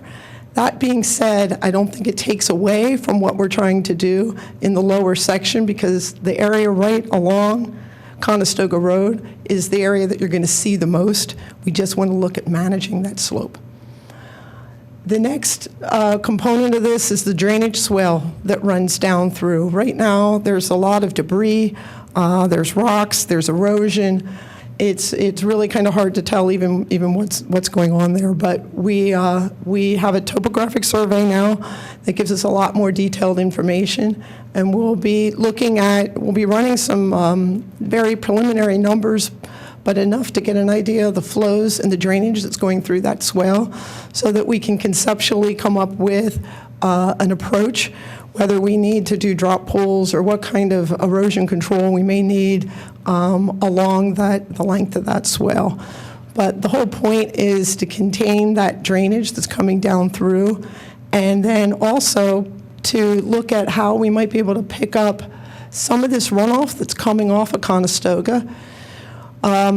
Just conceptually right now, we want to take that runoff into the swale. That's one of our goals, is because from what I understand, it sounds like there's been a buildup along the edge of the road, probably just silts and soil and things like that, that has almost created like a berm in there that's pushing the water, and it just kind of goes back and forth down across the road. So if we can clean that up and we can create an edge that the water can actually sheet flow and access that swale, I don't know, this shows maybe some riprap or something in some sections if there's higher flows, but again, when we get into more detail, we'll look at that. The next step then is to look at how we're going to treat the transition between the road and the swale. And this area, I would really like to see, at least until everything gets established, probably either a low-maintenance cool season grass mix or lawn type grass mix, something that could be mowed close to the ground and create a nice clean edge along where we would actually do the planting adjacent to the swale. And I think that will help to give you that more of a sense of control there, and will improve the aesthetics. And then from a planting standpoint, we're really limited by what SEPTA and PICO will allow within their right-of-ways. So we're probably looking at low shrubs, maybe some small flowering trees, but we'll probably just call them shrubs, and to get some seasonal interest and to get some woodies in that area. And then some drifts of different native perennials or wildflowers or things like that. But again, we're going to be looking at containing that in an area very close to the swale, so that we don't want huge drifts of planted herbaceous that you have to go in and maintain, and with invasives. So really containing that and keeping it close to the swale so that it just becomes the aesthetic. And then the transition between that maintained area and the swale, really just defining that as cleanly as possible, because if we have a nice clean line, even if this is a mess or it's mowed down, or you're in just managing that for 2 years trying to get a control over the invasives, it still looks good. So that's the overall approach. The gateway, this is just a couple examples of different approaches to the signage. We do see it being some type of vertical piece that comes out so that you have a gateway on both sides of that sign. And we'll have to, make sure that we look at the views and so on.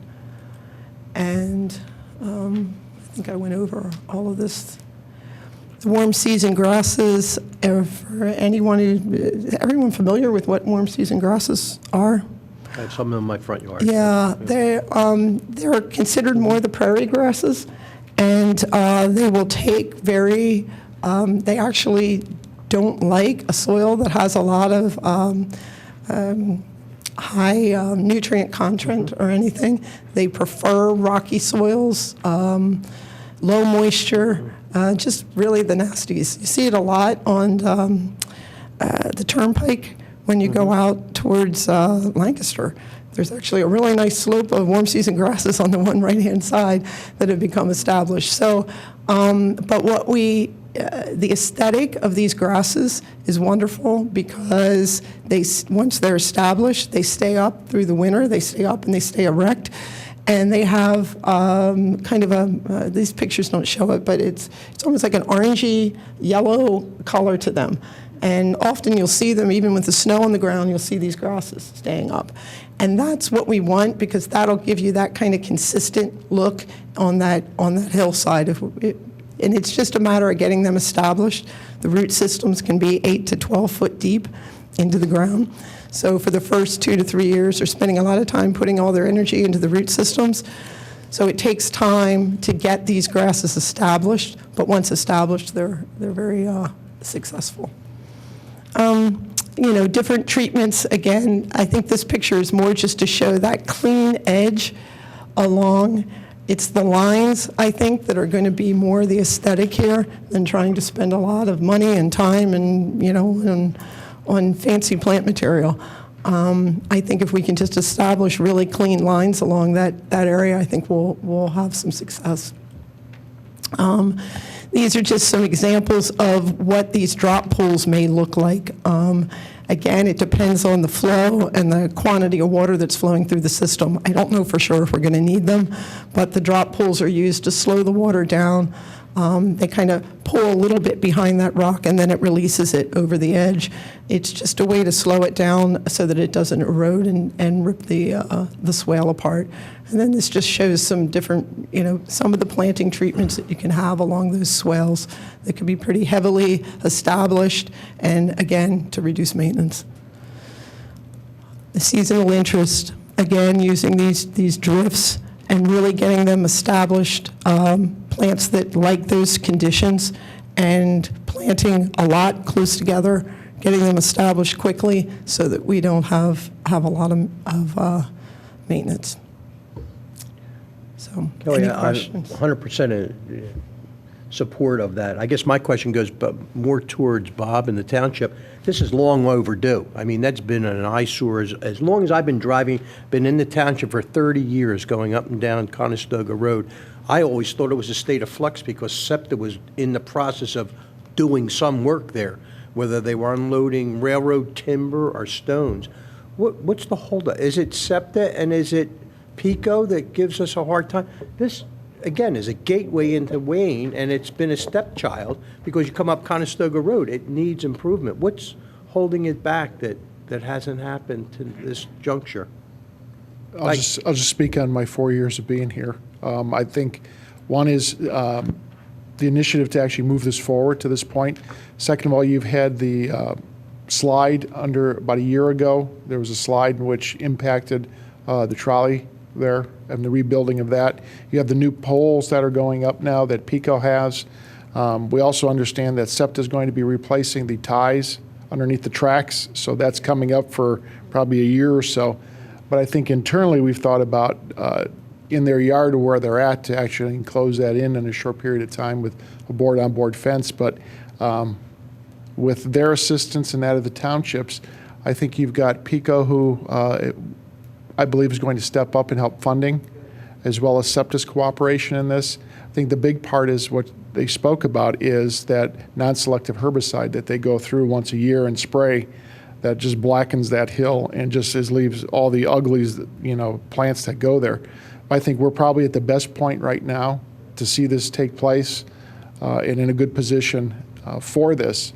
And the only recommendation I would have is the board would like to ask a certain institution of higher learning that is northwest of both of these park and this area to contribute. I think it would be good for them to do that, and if that would be a recommendation of the board to send a letter to them, I think it would be long overdue for them to step up and be part of this project. But it's one that I think once these plans are done now we've got something to go after.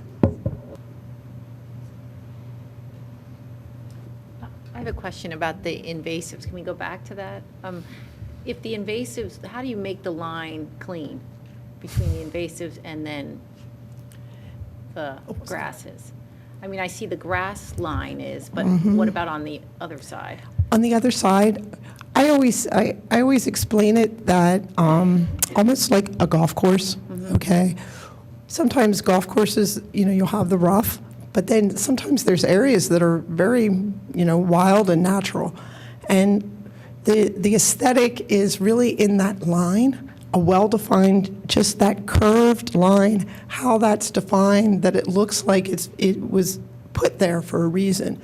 And that is the design, as opposed to, that's defining it and you end up with a straight line that kind of goes back and does whatever. But because once you get beyond that, yeah, it's people may perceive that as being messy. Someone that understands native plants and natural environments would look at that and say, that's beautiful. But the other people in the community would be like, it's weeds, it's this. That control, I think, gives the unity for everyone to appreciate it. Could this project and the plants that you're proposing to put in, could it withstand what SEPTA's probably going to be doing, like replacing the ties and all that? I mean, yeah. Like I said, oh, you mean while they're doing the work? I just don't want us to be putting in this great project, and then all of a sudden have part of it be affected by the replacement of railroad ties or what have you. My understanding is that most of their work is going to be up close to the rail line. Okay. That won't be down in the square where we'll be doing most of the planting. Okay. The slope section is what we would look at just maintaining right now, and maybe that's just a matter of mow management for 2 years, just kind of keeping it even in the back there, that people really it doesn't stand out until they get their work done.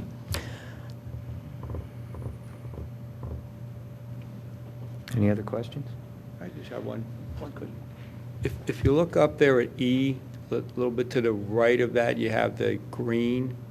Where does the water going to flow down? Does it is there some kind of piping that then takes it down and goes into the creek, or? There's a culvert. So that's what you envision doing? There's a culvert at the bottom here, about approximately this location, and there's an underground pipe.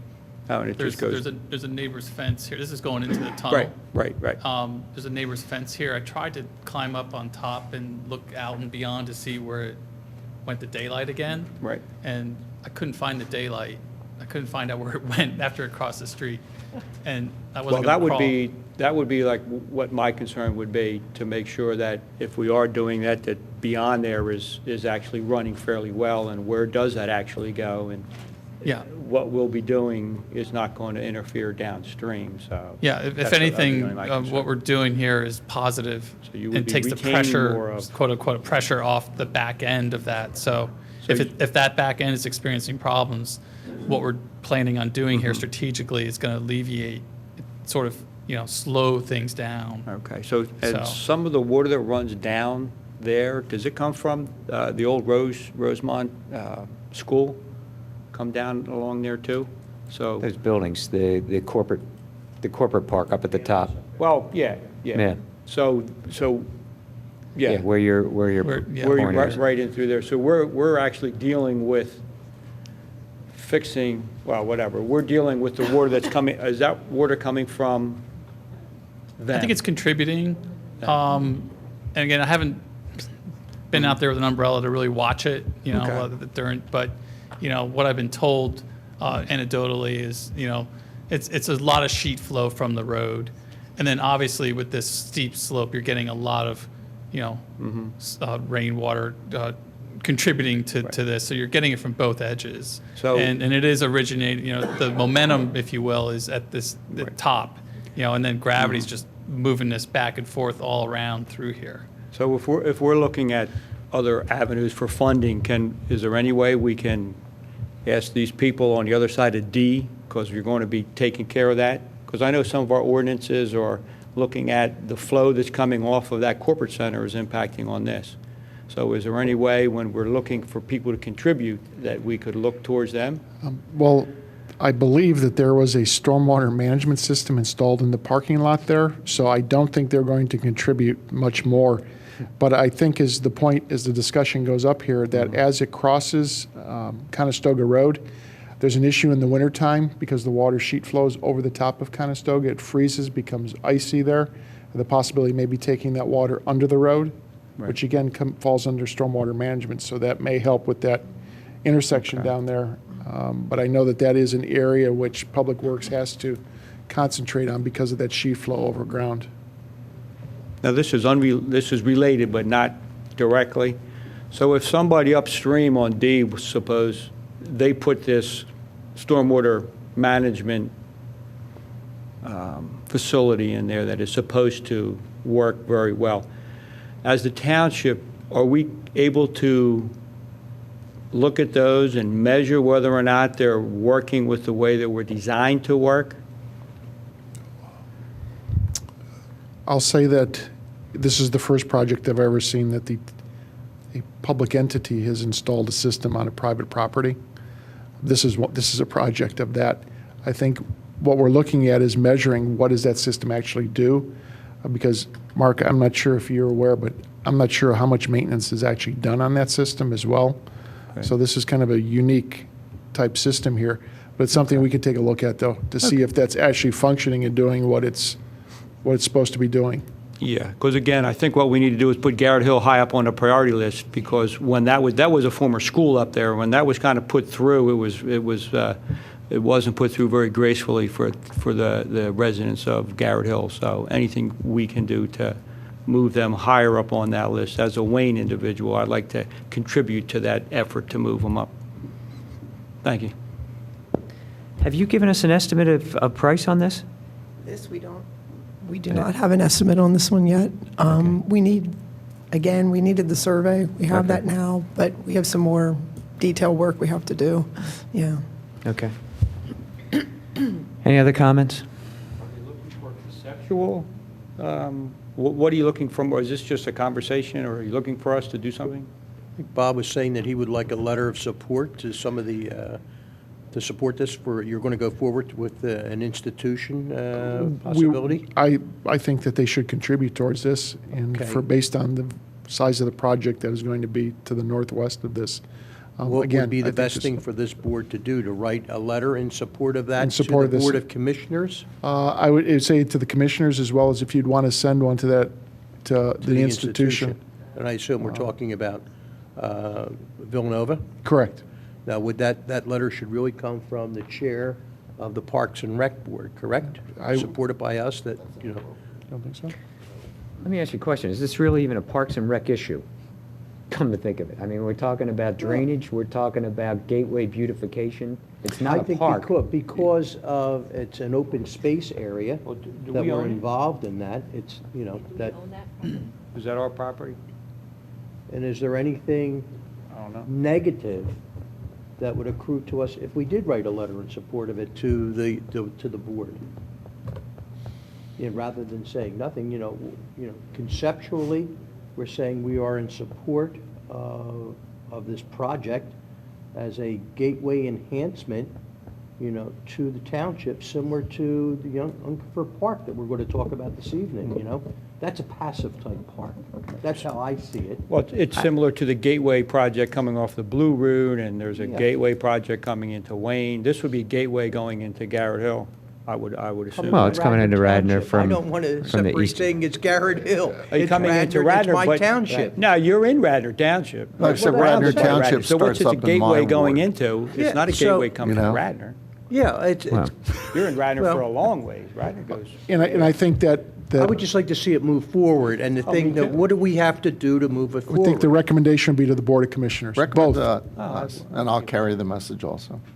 I would like, I'll make that motion, that we're in support of this concept, of moving it forward to the Board of Commissioners. I'll second that. All in favor? Aye. Aye, and it's unanimous. All right. And I guess, you know, we can send it to the board saying it was unanimously approved by this Yeah. board, that, you know. Conceptually, Both, yeah. Do both we own that conceptions. property or no? There's easements. and Partial there's right of SEPTA, ways. partial PICO. I don't think, does the township own a portion of that along there? Is there a portion that's ownership of the township? Okay. It's SEPTA and PICO, isn't it? SEPTA Yeah. and PICO. Maybe we write a letter to them too. Well, I would assume that the board's going to try and put some, Yeah. I guess, emphasis on getting them to work along with us, not in a negative, but a positive way. I think they've already made that made that commitment in that meeting. So I think that the reps have been great with this, and this is only going to enhance their areas too as well. So I think the cooperation level has been very, very good, especially on the PICO side. Do you have a positive feeling that the university, I remember as a student there living in the Chetwood, looking down on Conestoga Road, saying, why don't they do something with that embankment? Are they favorably disposed to helping us out on this? I mean, even if we put a courtesy, courtesy of Villanova University, with support from them. Something like along those lines. I see nothing wrong with that. Maybe I get in trouble with this, but if you're going to spend $250 million on something, what's another million? Yeah. 251. Yeah. If SEPTA and PICO owns that, how can we even go forward? Actually, we would get a work agreement similar to what we have right now with PennDOT in the interchange. Since they have not been maintaining 476 and 30, now we have an agreement with them where we will mow some of those islands to make it look a whole lot better, and it would be the same thing type of agreement that we would have. Yeah, Bob, who puts those big Easter eggs up in? It's a secret. It's a secret. Mark does. It's a secret. The Easter Bunny brings that. You don't ask that question. Come on. Yeah. Okay. I think we can. I think you're done. Okay. Okay. Has to hit the X. Thank you very much. for everything. All right. Thank you. Great conversation. Appreciate all your insight. No problem. Is there any public participation on that, or are we good? Thank you. Okay, that's good. Thank you. All right. All right, should we, Tammy, I'm going to just stay with new business, and we'll move on to the use of granular pre-emergent crabgrass preventer on athletic fields. That would be a discussion. Thank you. Real quick, you know that Radnor is all natural, and it has been for, I'm going to say, 15 to 20 years now. And someone brought up the issue about crabgrass, and came up and we said we would address it and see what the options were. So I don't know how you guys feel, but I'm all in favor to staying where we are, and the grass is green, it's growing, and safe for the dogs and the children, and see what you guys think. So I have a really Mark, stupid... a quick question. Aren't we using corn and gluten meal as a natural product? I know it's expensive. yes. Are we using that? No. Okay. I have a really basic question. Is this Roundup what we're talking about here? No. It's Okay. the fertilizer seed program that we do fall and spring, aerating. And what you're saying is if we wanted to address this, we'd go off of our all-natural approach. The suggestion was by somebody from the Little League that to use a crabgrass preventer, like if you had Scott's halts Okay. on your yard or something like that. It's a fertilizer with a preventative in it. Okay. Was this somebody speaking on behalf of the Little League or just someone? No, it was just came up as a random complaint. Okay. It was a hot summer and we got a lot of crabgrass. I'm like, Okay. that's how it came about. So And Mark, what are your concerns with using it? Just to educate me. I mean, obviously, we don't want to put chemicals if we don't have to use chemicals. no, So- I mean that's what everybody basically the overall thing is. I mean, we use an organic fertilizer that makes it green and thick, and we seed and aerate and twice a year, and And we may have to live with a little crabgrass. Jim, I can give you some background since I was on the Parks Board when we put that program in. Pre-emergent crabgrass control that's not natural, and there are natural products available, but they're very expensive, No, it's my next question. is a hormone. And it can actually affect, it's not Roundup, what's the one you use in your seed beds? Miracle Grow. No. There's one you put down, it's a preen. And they have been finding a buildup of that in amphibians and causing problems with amphibians. Again, it's hormonal, so we don't know what the effect would be on the kids playing on the fields. So they were some of the reasons we went away from all that stuff. One of the major improvements we saw with that program going in was the health of our employees. Dramatic improvement in the health of the guys that were cutting the grass.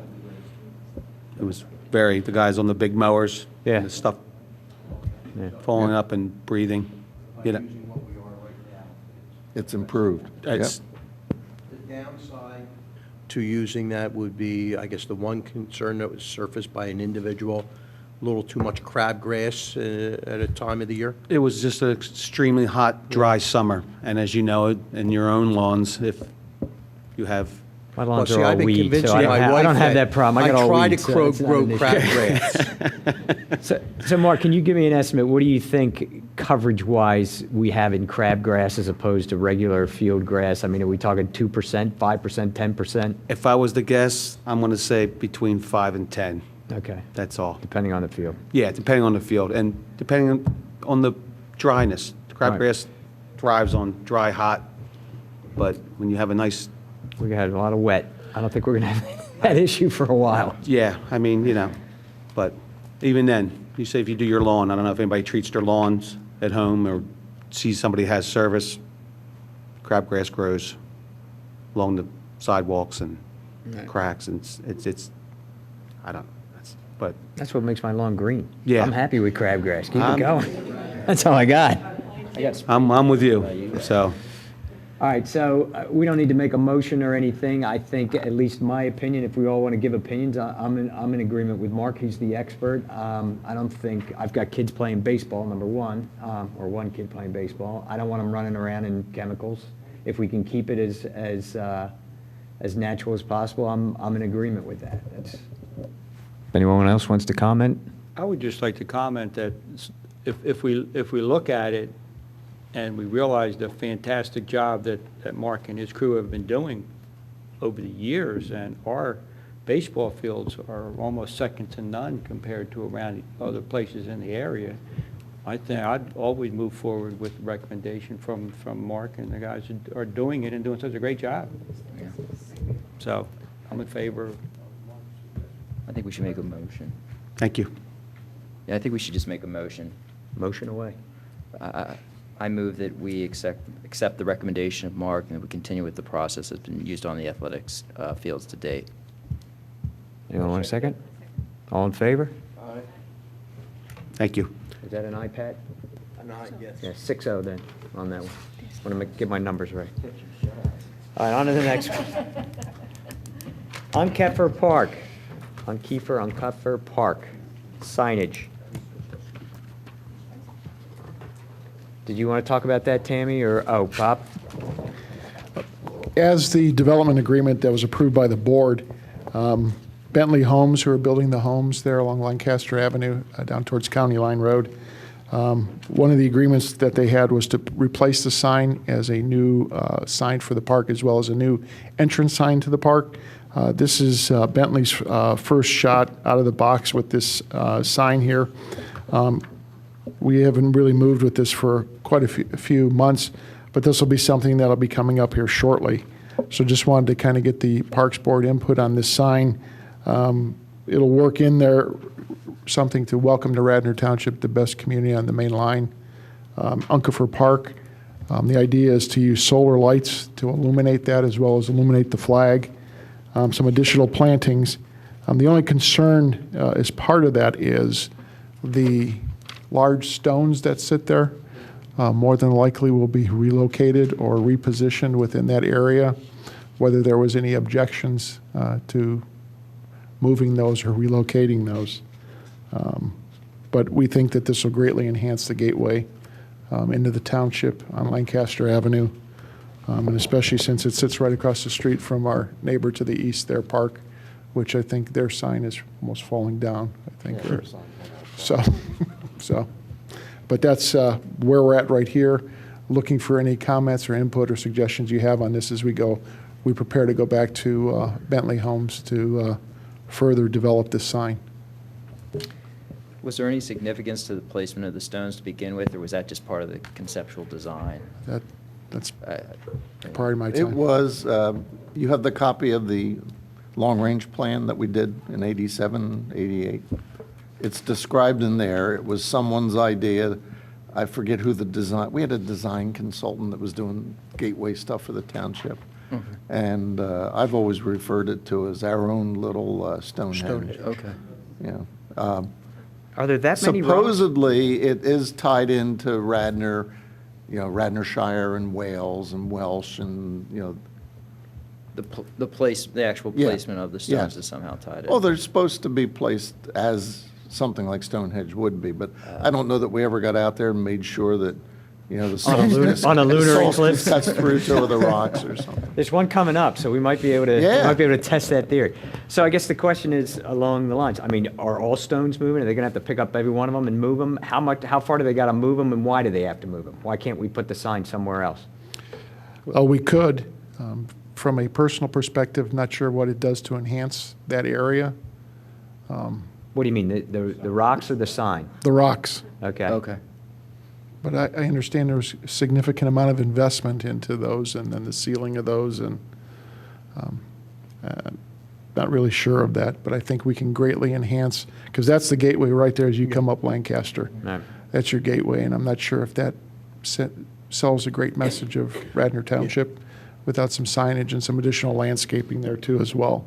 So I'd this is not- like to see the effort put on an improved Sure. signage with lighting, illumination on there, and make it a quality-looking sign to come in, whatever that would be, up to your discretion. Sure, and and the nice part of this, you don't have to worry about budget, because it's on the responsibility of the Bentley's gonna builder. do it for you. It's on him to do this.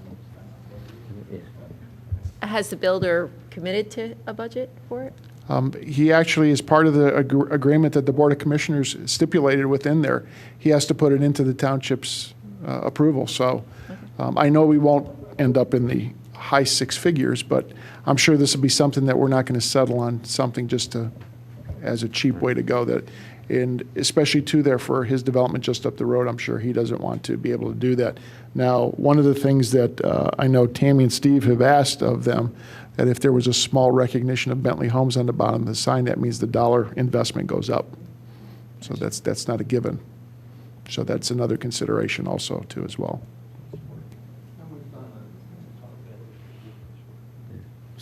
Does this have to go through like the design committee or anything? You got to go through design review. It'll go through design review as part of the sign.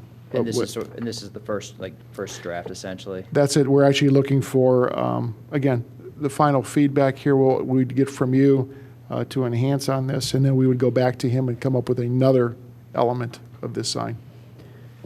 And I know, Bob, we talked at one point about replacing all the signs in Radnor Township. Is that something that we need to consider in this? I mean, my own personal opinion is I'd like all the signs to look the same or very similar, so when you see one of those signs, you know that's a park, you recognize, because you can all disagree if you want, but is that something we're going to have to take into consideration? If we're going to pick this sign here, we're going to want to move that out to the rest of the parks eventually when there's funds or whatever? Yeah, I would think that we would want to start that process, and Tammy, I'll let you add on to that, but I think given some of the signs that were just installed not too long ago and the condition that they're in, I think the investment's going to want to be made so that we're not replacing signs every 2 or 3 Agreed. years as part of this, so. Well, I think my personal opinion, just from a signage standpoint, I think that some parks have a certain personality that maybe warrants a sign to look a certain way or have a certain feel or colors than others, but that maybe there's a way to establish a running theme on each sign, that's something that can be carried forward, that, that when you're there, it's something symbolic of Radnor Township. I think that's more of what we want to establish, because what might serve as the gateway right along Lancaster Avenue might not necessarily be the same type or style or color of a sign that would work at Fenimore Woods, for example. So maybe there's a way that we could develop a common theme of something. I see this a little different. This is a welcoming to Yes. the township, okay? I would like to see the sign similar to what we would like to see happening at Garrett Hill on Conestoga Road, coming into the township, similarity between that sign and this sign and other places. I'm not sure coming down Radnor, down the road, probably on not Radnor Street Road, but right by Valley Forge Military Academy, where it says coming into the township. I think right now there's a small sign. Ultimately, it would be nice if all of the main entryways into Radnor Township would have similar signage. Maybe not the same, this is 14 foot wide. It may not be that in another location. In Garrett Hill may be 7 foot wide, but very similar as the welcoming sign into the township. park signage would be similar, you know, between Callan Park and, you know, Odoricio and so on, but not necessarily the same thing as this. Because Yep. the nice element with this is the stone pillars. Yep. Like that. Okay? Mhm. Now, stone pillars, I probably would be cost prohibitive if we looked at all the 14 or Right. 15 Yeah. parks to have that. But No, you could standardize on park signs, you could standardize on gateway signs, you could standardize on whatever. And then again, design review's going to have a lot to say about Right. this, but. Right. So Bob or Tammy, I mean, what are you asking us to do? To just say, yes, we think there should be a sign there and we want to go forward, but not necessarily agree with what this looks like at this point? And if they have to move the rocks, they move the rocks, but keep it in the same shape, or if there's some symbolism to that or whatever, I guess. Is that what we're looking to accomplish tonight? Yeah, that'd be fine. That'd be great. All right. Anyone want to put forward a motion? That was a lot of words you put out there. Am I allowed to put forward my own motion? Can I Go do that ahead. as the chairman?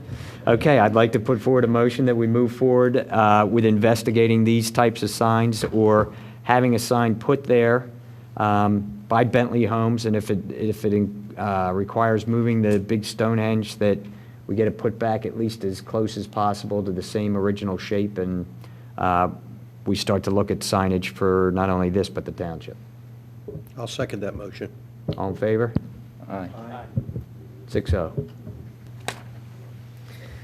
Phew, you're right, I am betting 1,000. Okay. That takes care of our new business for the evening. Why don't we go right to old business? Tammy, do you have an update, or someone have an update on the Veteran Parks Planning Project? Sure, just a quick update. There was a presentation that you all heard Yep. back in March, your meeting, and then there was a presentation that was made again then to the Board of Commissioners on March 28th. And as of right now, the plan is to hold a meeting with the neighbors within the next couple of weeks to get them out, which they'll distribute a letter to a lot of the nearby residents there within the Veterans Park community, to invite them here to this building to make sure that they get an opportunity to review and comment on the plan that had been put forth. And then the fundraising effort's just underway then at that point to generate the potential funds that are needed to be able to implement the plan and move forward to something that's more ready for construction. So there have to be a level of construction-ready plans that are developed at that point to move forward. Okay, thank you. Any questions? All right, Tammy, Enki Park Playground? Sure. replacement project? With the Enki Park Playground, we have finalized the design. It's very similar to what you all had reviewed back in February. A couple of play structures have been added into that just to be able to maximize the use within that play space. A lot of small structures, not anything large. And the plan had been finalized, and we've gone through and put together details on the surfacing, the equipment details, and then, of course, the installation will be moving forward with the Board of Commissioners at their, I believe, the second meeting in April, the April 28th meeting, I believe, to look for approval to be able to move forward and make the purchase. So that project has moved forward, and we had a subsequent meeting that came after that February meeting with Little League, because I know they weren't in attendance of our February meeting. Right. So there was some inquiry to that as to whether or not they had an opportunity to see that and make some comment. I know we took a look at that, and they were in support as well of the location. Are we going to see the final plans then? I don't think there was a plan to show you guys the final plan. Can you email them out to us? I or can whatever? email them out to you. You could take a look at it. There was a change to the walkway. I think the recommendation was to have that go back behind where the actual playground structure would be. So it would actually follow along the streamway there, Right. allowing for the necessary setback and amount of space that's there, and then to wrap around and come into the back and provide a back entry so that the entry to that actual playground area isn't facing Ivan Avenue, but removed behind it. So I can email that out to you so you could take a look at that. At one point, you were talking about a post and rail fence or whatever along Ivan Avenue. Did that happen, or weren't we talking about putting a fence along there just more as a barrier, Yeah, it just was- so kids can't run out? It's still being looked at as well as to incorporate within that project. Okay, cool. Questions? Okay. John, you want to update us on the Willows RFP process, or someone else? Well, at the last meeting, we approved John Rice to go forward and develop the final contract, which will then come back to us. Essentially, we introduced the ordinance for the lease. That way, that after he does that and we review it, then we'll approve it. And the plan is, or the hope is, we don't have to go back out to RFP. We found Exactly. the final vendor, and we like their plans, and Yep. we're ready to move forward as long as we can negotiate the lease. That's right. It's the terms. We approved the concept. Right. The other night, but, it's the space out front off to the left side that'll have a big 1,000 square feet, 800 square feet, whatever, decent-sized room. And then terraces, handicap accessibility built in for the event space. Some improvements along the driveway as you come from the parking lot up to make it more of an entry. Additions to the driveway. And then work inside the mansion, of course. Does any of that include the carriage house down below? Or? No, we removed the carriage house from the whole deal. And we have some things working with the carriage house, too. Great. Questions on that? All right, thank you, John. Okay, cell towers in the park, an update on that.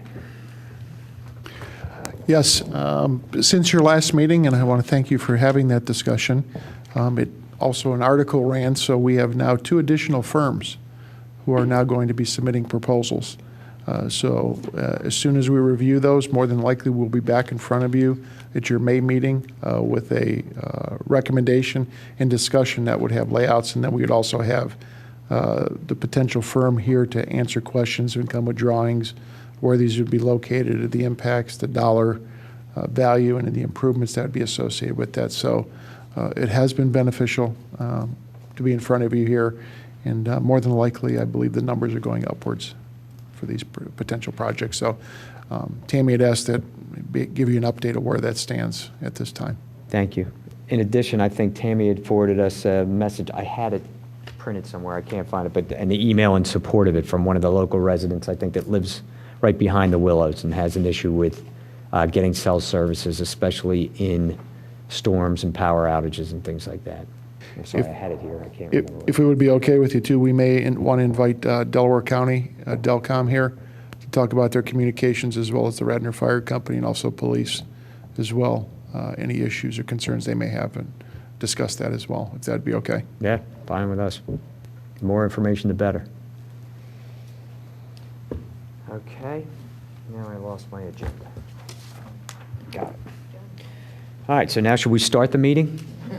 We've approved the minutes, we got that done. Why don't we just go on to reports? Recreation report for Recreation and Community Programming Department. Sure, just a few updates from the recreation end. March is a pretty busy month with programming. We wrapped up the Radnor Youth Basketball Program. We finished with about 100 additional kids participating in that program than we did last year, and we attribute that to opening the program up to the kindergartners for the Hoops Clinic, which is a great accomplishment. We were able to incorporate that pretty seamlessly, even with the pinches that we have and experience with the gym time. We also had opened up a second grade league, so that gives the second graders now an opportunity to play more of a league-based program versus clinic-oriented type of a program. So that was very successful. So both of those programs, we figure, gave us about an additional 200 kids within the program, just within those particular areas. As you guys all know, Bob Mikolas is someone who worked very closely with us to support the program for 25 years. He started it and carried it through. It's many triumphs over the years, and we did bid him farewell. Unfortunately, this season, he's going to be leaving us. He'll be there as a coach in coming years, and he'll be here as a consultant, of course, to us. And we're going to be welcoming in Dave McGrath, who's somebody who's been very supportive within the community sports programs over the years and has kids that do participate within the basketball program. So we're going to be working with him quite a bit in the off season. to adapt him into the role. For those of you who don't know, that role's pretty robust. It deals and interfaces with a lot of the volunteers on a daily and weekly basis, and of course allocates all of the gym time to the detail with the practices and the game schedules that are developed, and then also works real closely with the referee coordinator, John Tract, who does a great job too, in breaking down all the games and getting the appropriate referees. So it's a big job. It's a lot of hours during the season. We're currently having some discussions with Dave McGrath on how that's going to look and how that's going to go for next year. So it's big shoes to fill. But fortunately, I know Bob will be somewhat tangible to help us out throughout that process. The basketball program has seen some deficits within some of the girls' participation, so I know that's something that we want to work on and move forward with. And obviously, this is a program that doesn't happen without the many volunteers and representatives that are involved.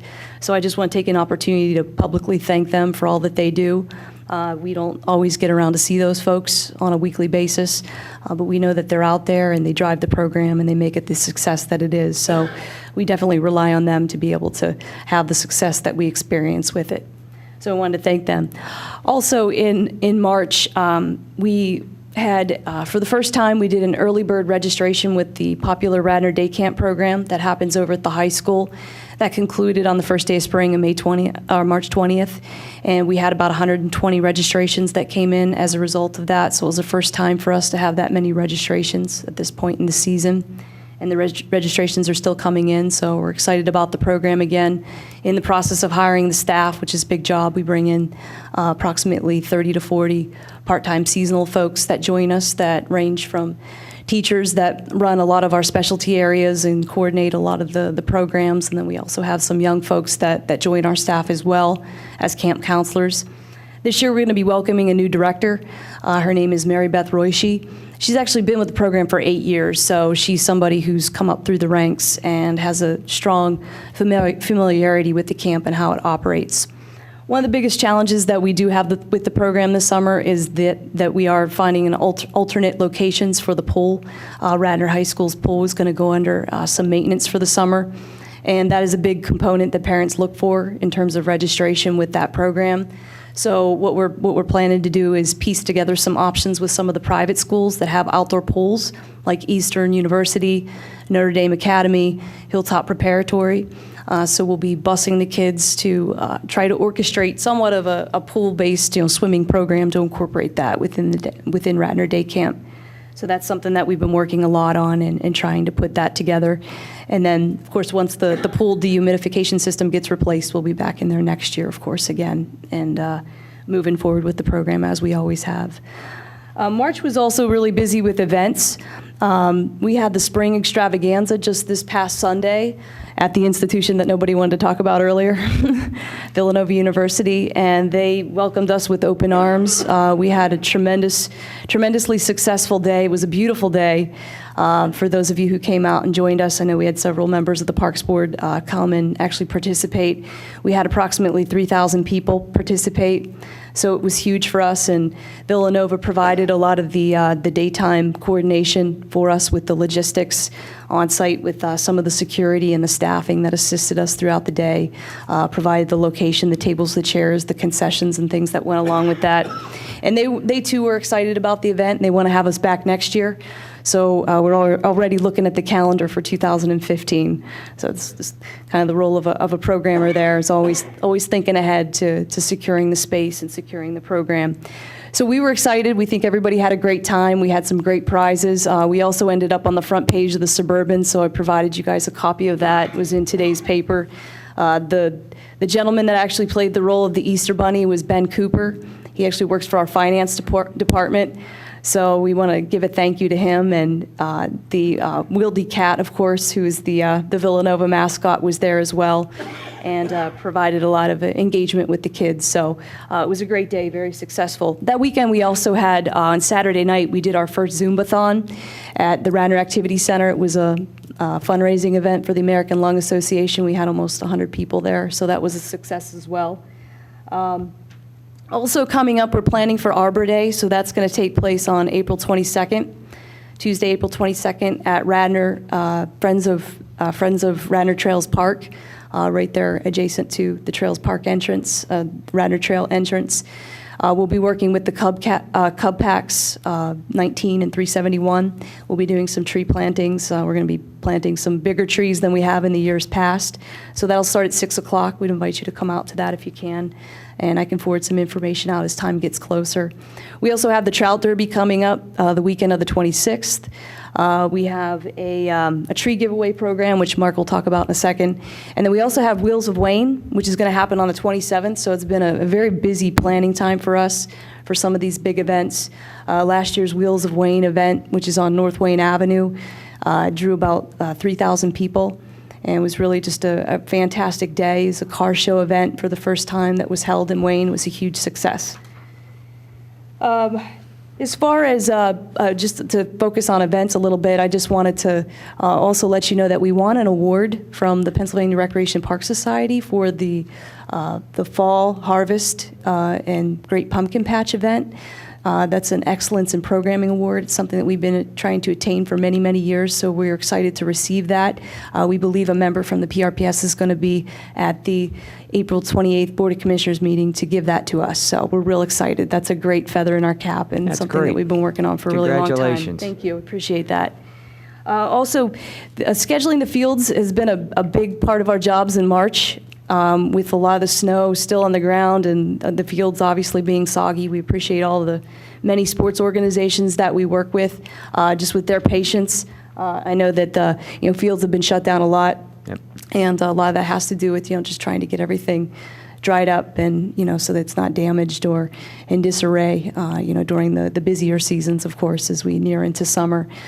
So I wanted to just thank Mark for working with a lot of the community groups in our department, and also Laura Missinelli, who's now our fields coordinator within our department. She's our program coordinator. She's been doing an awesome job in balancing all the groups and all of the many fields that we have, obviously, of the different users and everything that's spread across there. So that basically concludes what we've been doing for most of March. I know Mark probably has a few things to say in addition about parks as well, so I'll let him take that. Yeah.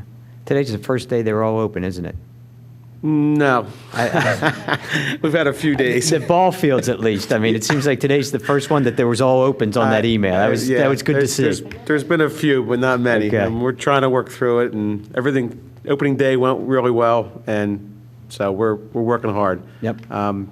We've had a lot going on, so as you Yeah. know, at the nasty winter, and the roadside brush pickup that was approved by the board and Bob, it has been huge. The Parks Department did like the first month, and the Highway Department took over the second month, and we're almost done. And we've been through the township 3 times, and it's been a great success. So I'd like to thank Bob and the board and I'm sure the residents, I've nothing but good. So No, that's an awesome service. Yeah, That's phenomenal. only in Radnor, so it's just a great thing. So that's been hard. And as we're doing our spring cleanups and the parks and tree work and getting the ball fields ready, and my guys have been working very hard. So I'm very proud to be a part of that. Tammy mentioned the Radnor free tree giveaway.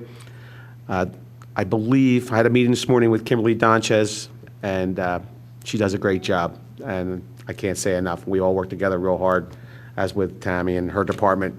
I believe there's like 70 people so far for trees. They're giving away 100 trees, and we're going to do a demonstration and stuff out front on how to plant them. And you can go on www.radnor.com if you'd like to register for a tree. There's 2 sessions.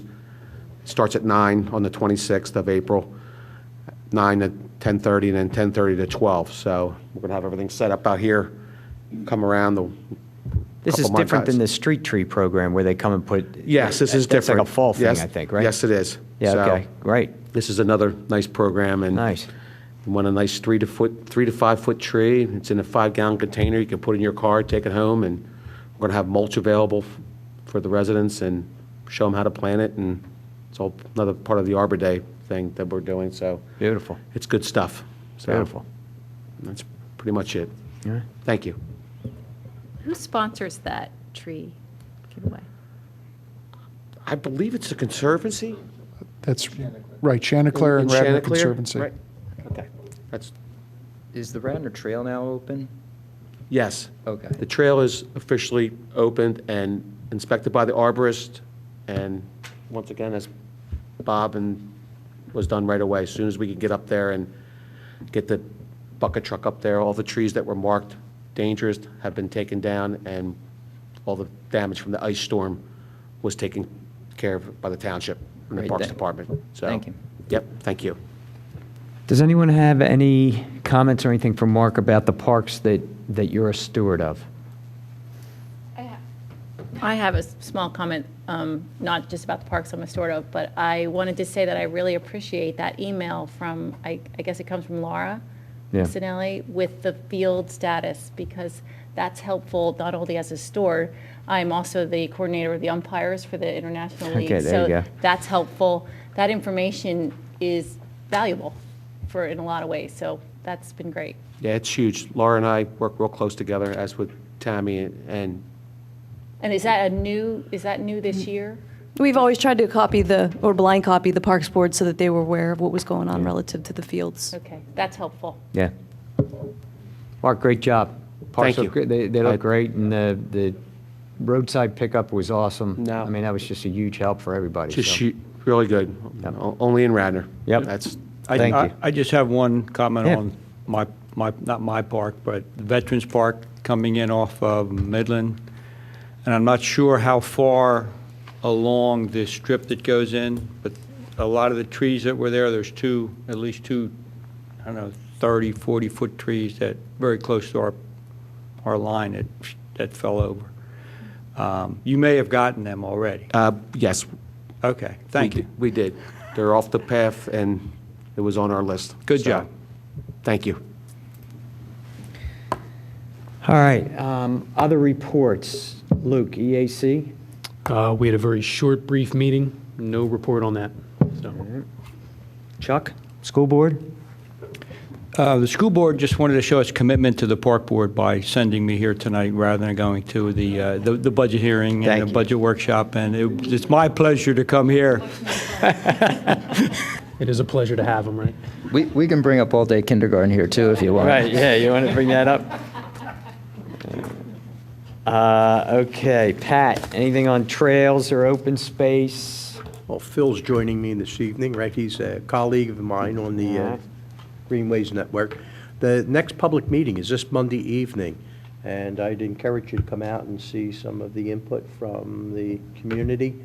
I think we're through, the second focus group? Well, I have not participated in those since they were in the early morning. I know there was one rescheduled, and I think, was that coming up this week too, Bob? Okay, so it's moving along. I did share with you the minutes of the meeting so that you're aware of what's being discussed and looking at the networking.